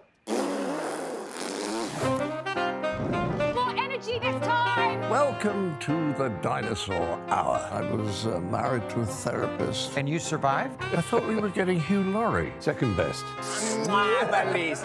You interviewed Saddam Hussein. What's that like? I was terrified. I'm playing strip poker with these three. Oh! No, thank you. My CDs need to be put in alphabetical order. Are you going to be problematic again? The Dinosaur Hour. Sunday, the 29th of October at 9 on GB News. What you get for breakfast is something that, if we do our jobs right, you will wake up to news that you didn't know the night before. It's a conversation. It's not just me and Eamon. We want to get to know you, and we want you to get to know us. From 6, it's Breakfast with Eamon and Isabel. Monday to Thursdays on GB News. Britain's news channel.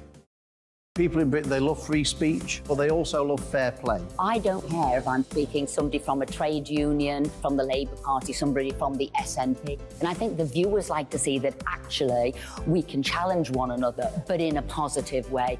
We think we ask the questions that people want to ask, and often we ask the questions that we wanted to ask in Parliament but never got the chance to ask. So join us every Saturday, 10 a.m. till noon on GB News, Britain's news channel. Nightmare commute.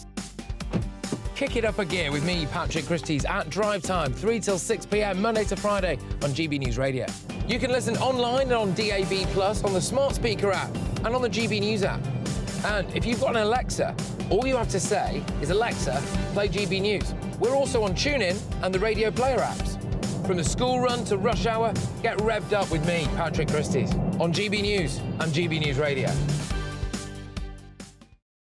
Tired of the usual focus-tested, pre-prepared Westminster runaround? Well, so am I. So you want higher taxes? Is your department to blame for this? Are you rethinking this policy? Every Sunday at 9:30, I'll be sitting down with those in power to get the truth about the issues affecting you. Let's be honest, we've known about the cost pressures of this project for years, not months. That's the Camilla Tominey Show, a politics show with personality. On GB News, the People's Channel, Britain's news channel. Now then, Lee Anderson here. Join me on GB News on my show, The Real World, every Friday at 7 p.m. I'm not eating bloody cat. Are you Delicious. mental? Open your mouth. OK, here comes a train. Reminds me of the scene in Singing in the Rain. Adam, is that a good one? Whoa! Join me at 7 on GB News, Britain's news channel. When the news happens, it happens here. And really important breaking news. Breaking news this morning. On TV, radio and online, the news starts here on Britain's Newsroom. All the biggest stories and the answers that you need from across the UK and beyond. Join Britain's Newsroom from 9:30 on GB News. The People's Channel, Britain's news channel. GB News, unlike other broadcasters, isn't obsessed with the London-Westminster bubble. We think there's a nation beyond the M25, and that's why we talk about the issues that matter across the land. Join me on State of the Nation, 8 to 9 o'clock, Monday to Thursday, on GB News. Daisy's listening, and you should too.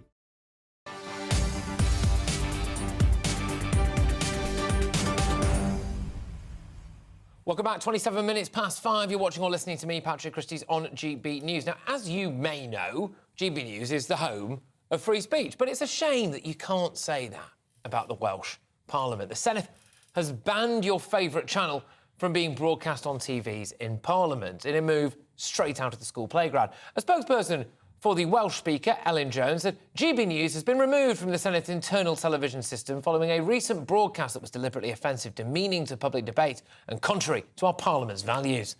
There are now several ongoing Ofcom investigations into the channel. The Commission will discuss the issue at a future meeting, and staff and members who wish to view GB News will still be able to do so online in the Senedd.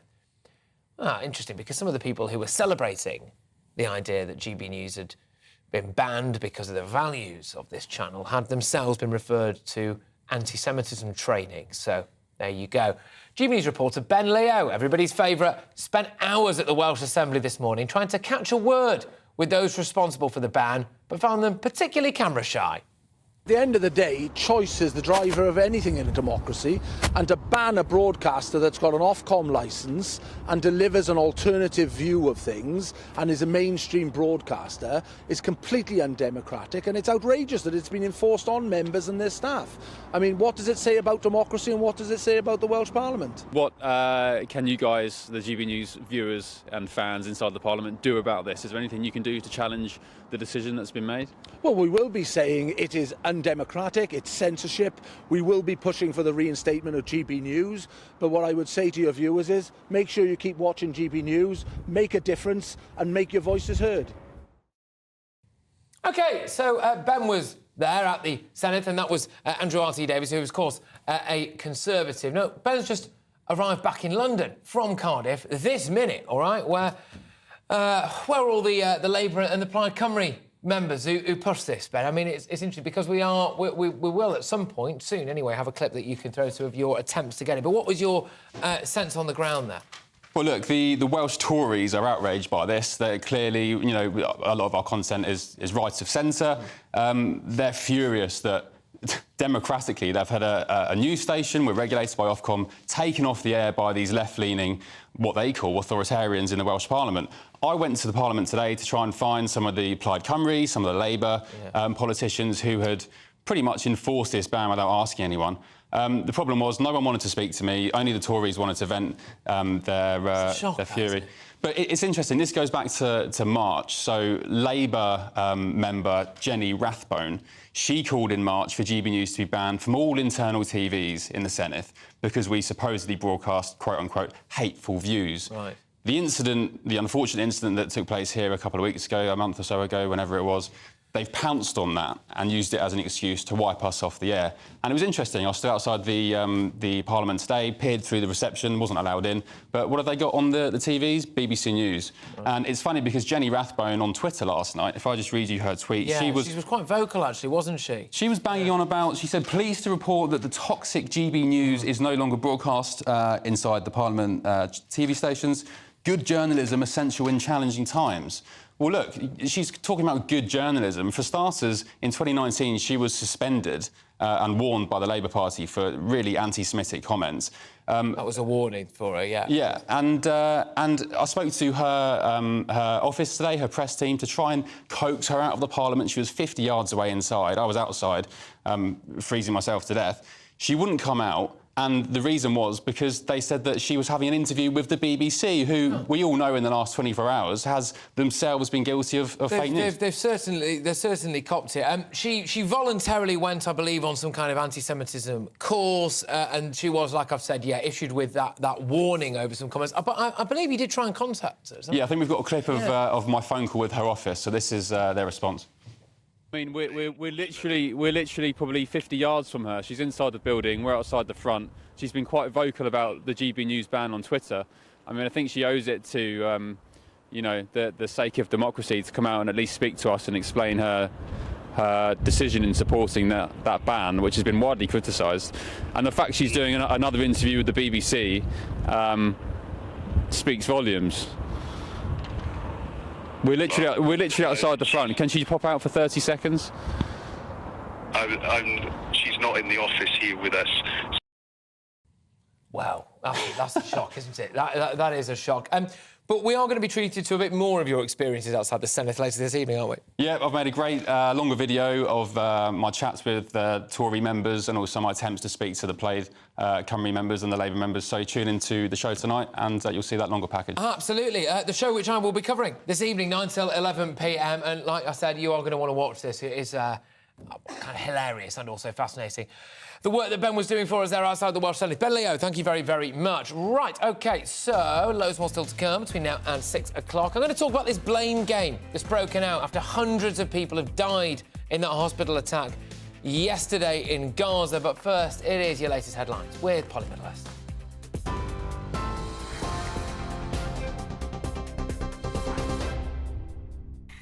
Patrick, thank you. Well, the top stories this hour. The US President Joe Biden has been speaking in Israel today, where he's announced an agreement to allow humanitarian aid to move from Egypt into Gaza. He also confirmed $100 million worth of new US funding for that aid into Gaza and the West Bank. He also supported the Israeli Defense Forces' claims that the Ali Arab hospital in Gaza was caused by a failed rocket attack on Israel by the Palestinian Islamic Jihad group, while Gazan officials blame Israel. Rishi Sunak described the hospital explosion as shocking, but called for calm heads as intelligence services try to establish exactly what did happen. And a red weather warning for rain has been issued by the Met Office for parts of Scotland. It means dangerous weather conditions are expected, with extensive flooding posing a risk to life. The weather warning running from 6 o'clock tomorrow evening until noon on Friday. Storm Babet has already hit the Republic of Ireland, with flooding in Cork and along the Devon coast. More on all those stories by heading to our website, gbnews.com.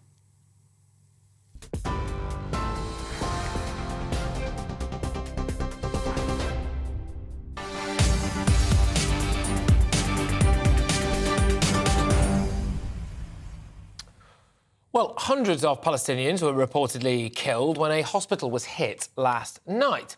At first, Israel was blamed. In fact, Al Jazeera, which I happened to be watching live, had a camera inside that hospital, and they were recording people bringing dead bodies in front of the camera. This was all live on TV, checking people's pulses, shouting at the camera about what Israel had done to the country. So, as I said earlier, the Israeli Defense Force has now released footage that it says is of Hamas operatives, which I believe we can play a clip of now. I'm telling you, this is the first time we see a missile like this falling. And so that's why we are saying that it belongs to the Palestinian Islamic Jihad. What? They are saying that it belongs to Palestinian Islamic Jihad. It's from us. It looks like it. Who says this? They are saying shrapnel from the missile is local shrapnel and not like Israeli shrapnel. What are you saying? Yeah, so that was obviously a translation of what was said there, which is a clip that the Israeli Defense Forces have put out, which they claim proves that Hamas, along with other video clips, by the way, which is of a barrage of missiles being fired from that area, one of which appears to fall way short and explode in the air, and some of it appears, anyway, to drop down on a hospital. Again, look, none of us are there, OK? None of us are actually, on the ground at the moment. So it is a question of who and what you believe, isn't it? The Foreign Secretary James Cleverly is amongst those to have warned against jumping to conclusions over the bombing of the hospital in Gaza. And earlier today, he tweeted the following. He said, last night, too many jumped to conclusions around the tragic loss of life at Al Hospital. Getting this wrong would put even more lives at risk. Wait for the facts, report them clearly and accurately. Cool heads must prevail. We also had the BBC come out and say Israeli rocket hits hospital, words to that effect anyway, and then, according to Palestinian Health Ministry. The problem with statements like that, I would argue, is that the Palestinian Health Ministry is Hamas. That is that. So it is all Hamas propaganda. You could, of course, say exactly the same thing, really, about anything that comes out of Israel. Fine. But there is a problem there nonetheless. And that initial statement, not just by the BBC, but by a load of different news corporations, that jumped to conclusions rapidly about Israel being responsible for a missile strike on a hospital that may have killed 500 civilians, including babies, prompted massive demonstrations across the Middle East, people getting in their cars in Turkey and driving to US bases there and consulates, etc., to embassies, massively kicked off. And we are seeing it right now on the streets outside Downing Street. There is a pro-Palestine protest taking place. We'll go to that a little bit later on, where on the ground there, this supposed Israeli attack on a hospital is being cited as a source of great rage. Israel coming out and saying, here's some, as they say, evidence that it wasn't us. Joining me now is GBNews' senior political commentator, Nigel Nelson. Nigel, thank you very, very much. A lot of people jumped to conclusions straight off the bat about this. Are people more inclined, do you think, to believe Hamas than they are the Israeli Defence Forces. As far as I'm aware, by the way, just a bit of context, the BBC tweet is still up saying that an Israeli rocket has hit a hospital. This is quite dangerous, isn't it?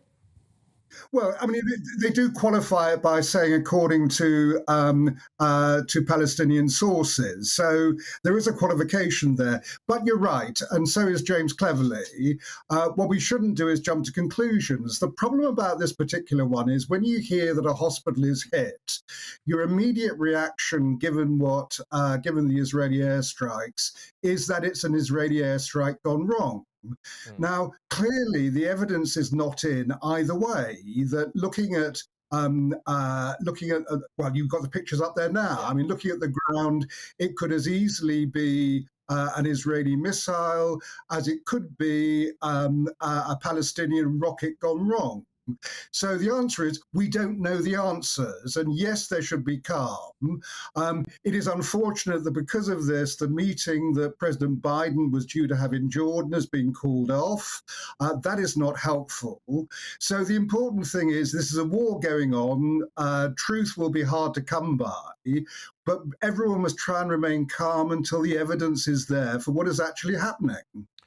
Do you think it's fair to say, though, that whatever your political leaning is, so somebody who is maybe, on the right is perhaps more inclined to just believe anything Israel says, and then maybe people who are perhaps more left-leaning are more inclined to just believe anything that Palestinian officials, which, by the way, are just Hamas. I want to emphasise that again. When the BBC qualifies something by saying that Palestinian health authorities have said this, you should argue, Nigel, or could argue, Nigel, maybe they should be saying Hamas are saying this. Well, I mean, Hamas is the government in Gaza. So in the same way that Benjamin Netanyahu is the Prime Minister of Israel, that if you are quoting those people, you are quoting those countries. So I don't think there's a problem by saying it is the health ministry in Gaza. That is Hamas. You're absolutely right. But then Hamas is in control there. Yeah. Yeah, no, fair enough. Absolutely. I do understand that. But I think that going forward, we are going to be confronted by a lot more of these situations, aren't we? I mean, I did see it actually, complete chance would have it happen in real time last night, like I was saying. And if there is a ground invasion that comes in the coming days or week or so, we are going to be confronted by a huge volume of footage like this. We know that Hamas do not mind firing weapons out of hospitals and schools and places where there are civilians. We know that in the past Israel have responded directly to that by actually hitting those places, regardless of what happened last night. So we're going to end up seeing a lot of this. My concern is that it's going to end up spilling out on the streets of Britain and we're going to end up seeing hatred. I suppose the argument would be maybe take your time and just wait for a more comprehensive assessment, for want of a better phrase, once the dust has settled, in a few hours after that initial breaking news line. Well, I mean, if people would behave like that, that would be the ideal. That the important thing is to actually understand what is going on. I mean, the difficulty is that because it's a war, it's very confused. And I do believe Israel, they wouldn't deliberately target a hospital. However, mistakes can get made. Yes, you're right. I mean, in a rational world, we'd all actually sit back and try and assess the evidence for ourselves and not jump to conclusions.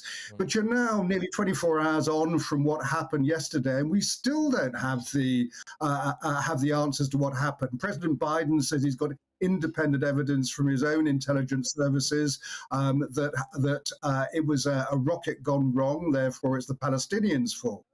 But we don't know. And in fairness, BBC Verify is still putting out that they don't know the answers to all these things and are still trying to find out. I do wonder, by the way, whether that's a slight oxymoron. But yes, BBC Verify, of course, are busy working on it, so no doubt we will get the absolute, complete and utter truth from an organisation that refuses to call Hamas a terror group. But, that is that. I am not going to drag you down that road, Nigel, but can I just thank you very much for coming on at extremely short notice. Nigel Nelson there, GBNews' senior political commentator. He's a calm chap for extremely volatile times, isn't he, Nigel, I must say. I don't always necessarily agree with what he has to say, but he's quite a soothing tone, which I think is quite fortunate at times like this. But on that note, there's a stark warning from the head of MI5 this evening, because he says that Hamas's atrocities in Israel have made an Islamist terror attack in the UK even more likely. We will also, unrelated, but we'll also be going to a live demonstration outside Downing Street, which is of pro-Palestinians and, remarkably, the Socialist Workers' Party as well. Teaming up, who'd have thunk it? Patrick Christys, GB News, Britain's news channel.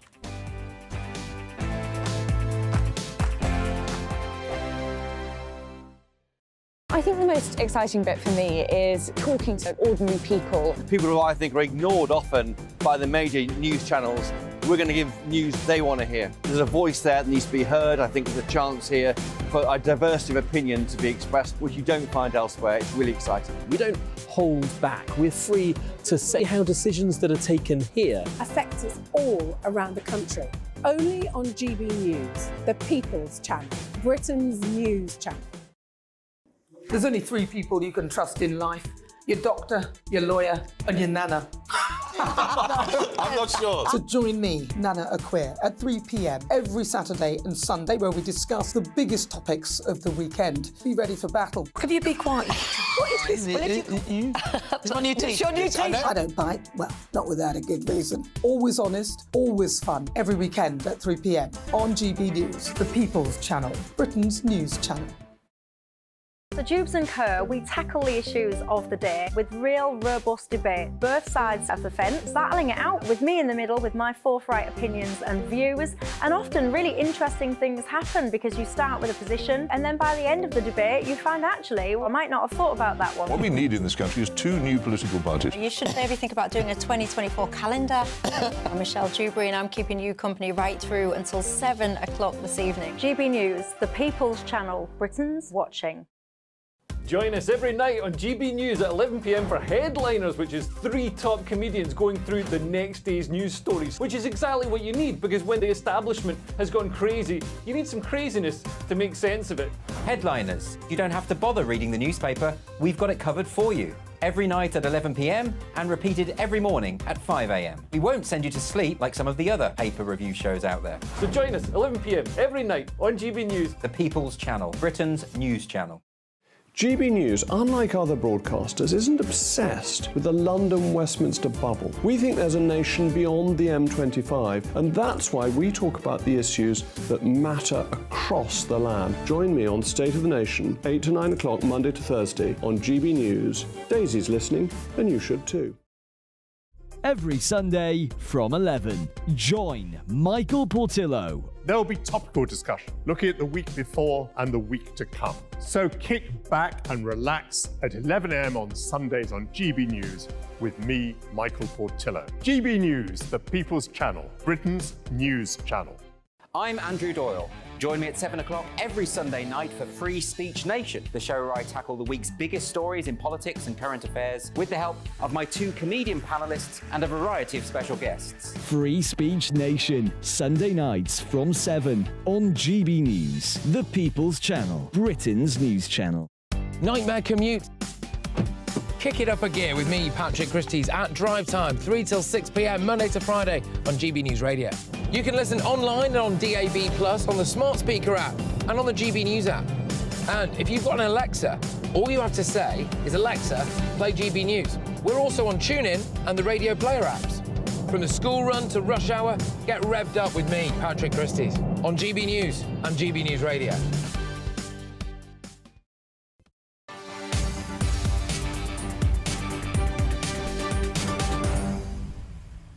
Welcome back, 47 minutes past 5. You're watching or listening to Patrick Christys, me, on GB News. Now, another day, another protest in London. Pro-Palestine activists are currently holding a demonstration outside Downing Street. A lot of us saw what happened over the weekend and thought, OK, that was a little bit fruity. Let's cross now to central London, speak to our national reporter, Theo Tricomba, to see what the latest is. Theo, yes, thank you very much, doing a stellar job for us in this torrential rain, it must be said. What's going on then? Yes, since the last time we spoke, even more people have arrived, many of them pro-Palestinian groups, highlighting particularly that blast that was seen at Al Ali Hospital yesterday. If we could just look over to my right, there are several hundred people here now, and they'll be here into the evening, many of them saying that lives are being lost, civilians are being caught up in what has been happening in Israel and in Gaza. But we did hear from the Prime Minister earlier, who said Israel has a right to defend itself and said Hamas alone is responsible for the conflict that is going on. But for those who are here in London this evening, they want their voices to be heard, particularly for those who have lost their lives, family members and more. But of course, it's a very complex situation here, not just in London, but of course in Israel and in Gaza. As the conflict goes on, we know those diplomatic movements are happening. And of course, people here will be hoping that there is some resolution sooner rather than later.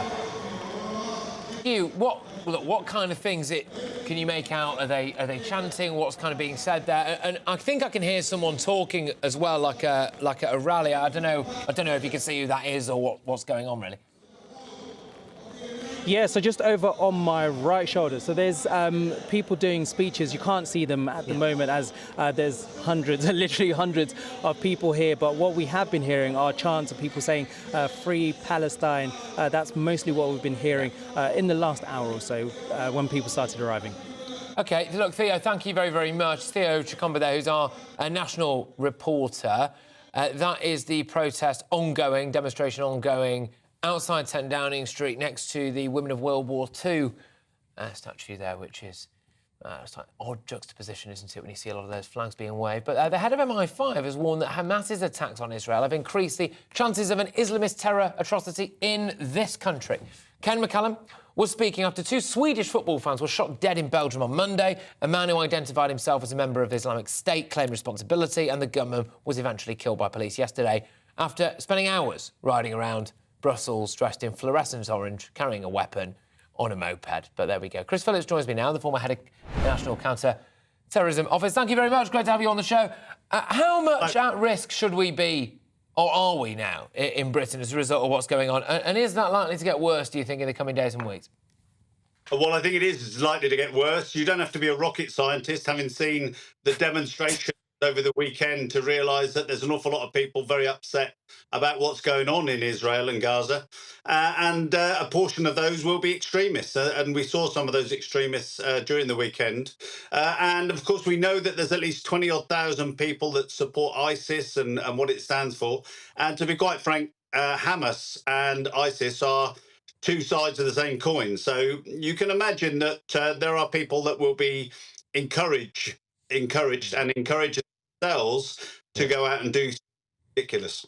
Yeah, and look, again, I want to draw a clear distinction between people who, your average person who waves the Palestinian flag and then somebody who actually supports, Hamas or, indeed, as you said there, they're basically two cheeks to the same backside when it comes to Hamas and ISIS, aren't they? So do you think that there's a chance then that there is this, well, more than a chance, that there is a kind of almost Trojan horse of people in the UK, whether they were born here or have moved to the UK, who could be looking at what's going on in the Middle East, Britain's overt support for Israel, and could use that to wreak havoc on our streets? Yeah, we had a terrorist attack last week up the north where a man was stabbed. We've had terrorist attacks in France with a teacher being killed, and of course we saw the terrorist attack in Belgium. So there will be incidents. Head of MI5 is hedging his bets a bit. The threat level hasn't gone up yet, which is quite surprising, but I think it probably will. Yeah. Should we increase it? If it went up, what does that really mean? What does it actually mean if we increase the terror threat? Well, it increases the number of high visibility police officers you'll see, if there are any more to bring out of the box. But I think the important thing is the signal it should send to businesses and to society that if the threat level goes up, you need to be doing more, and you need to be more alert and more willing to report suspicious behaviour, etc. This whole shebang in Gaza is going to be going on for months and years probably ahead.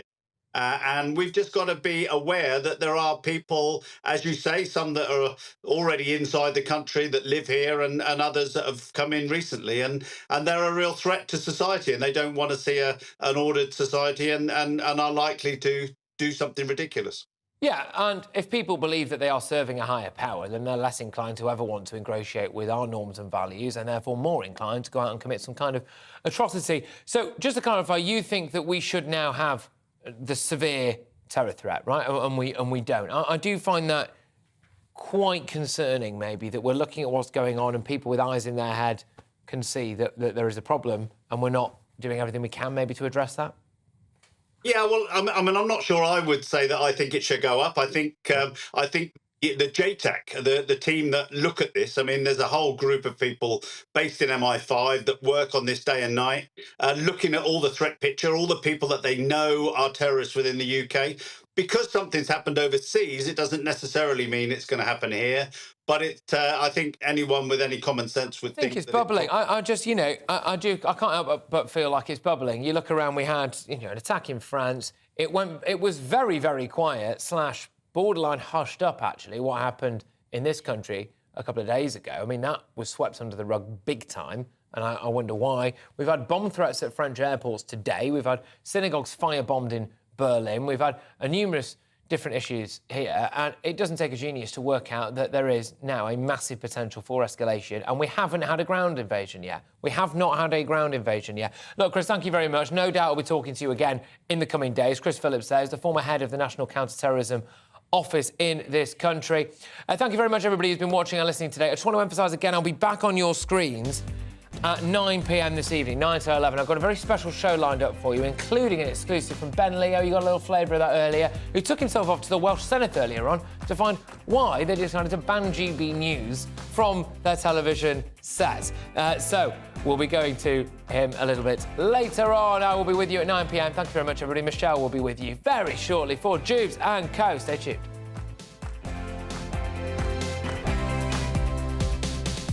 Hi there, it's Aidan McGivern here from the Met Office with the GB News forecast. Storm Babet over the next few days will bring exceptional amounts of rainfall. That's why there's been a red warning issued. Eastern Scotland, highest risk area for widespread and severe flooding by the time we get to Friday. Initially, Babet is moving up from the south. It's brought plenty of rain to Wales and to the south of England through the day. That then moves into the Midlands, Northern England and Northern Ireland by the end of the night with 30 to 50 millimetres, perhaps a little more in some parts of Northern Ireland. But by dawn, the rain is approaching southern Scotland. The far north of Scotland staying dry, drier interludes further south as well, but all areas subject to a strengthening wind, a loss of cloud and therefore a relatively mild start. But it is going to be an unsettled start, wet and windy for many places. The rain in the south clearing to sunny spells and heavy showers. But for Northern Ireland, it stays damp. Southern Scotland also remaining damp. But it's eastern Scotland where we'll see that rainfall turn heavier and heavier as the day goes by and persistent over eastern hills, particularly over parts of Aberdeenshire and Angus. Now, that's likely to result by the end of Friday in 200 to 250 millimetres of rain building up in some parts of Angus and Aberdeenshire. That's an exceptional amount of rain, even for this part of the world. That's why there is that very real and very significant risk of flooding, further wet and windy weather into the weekend.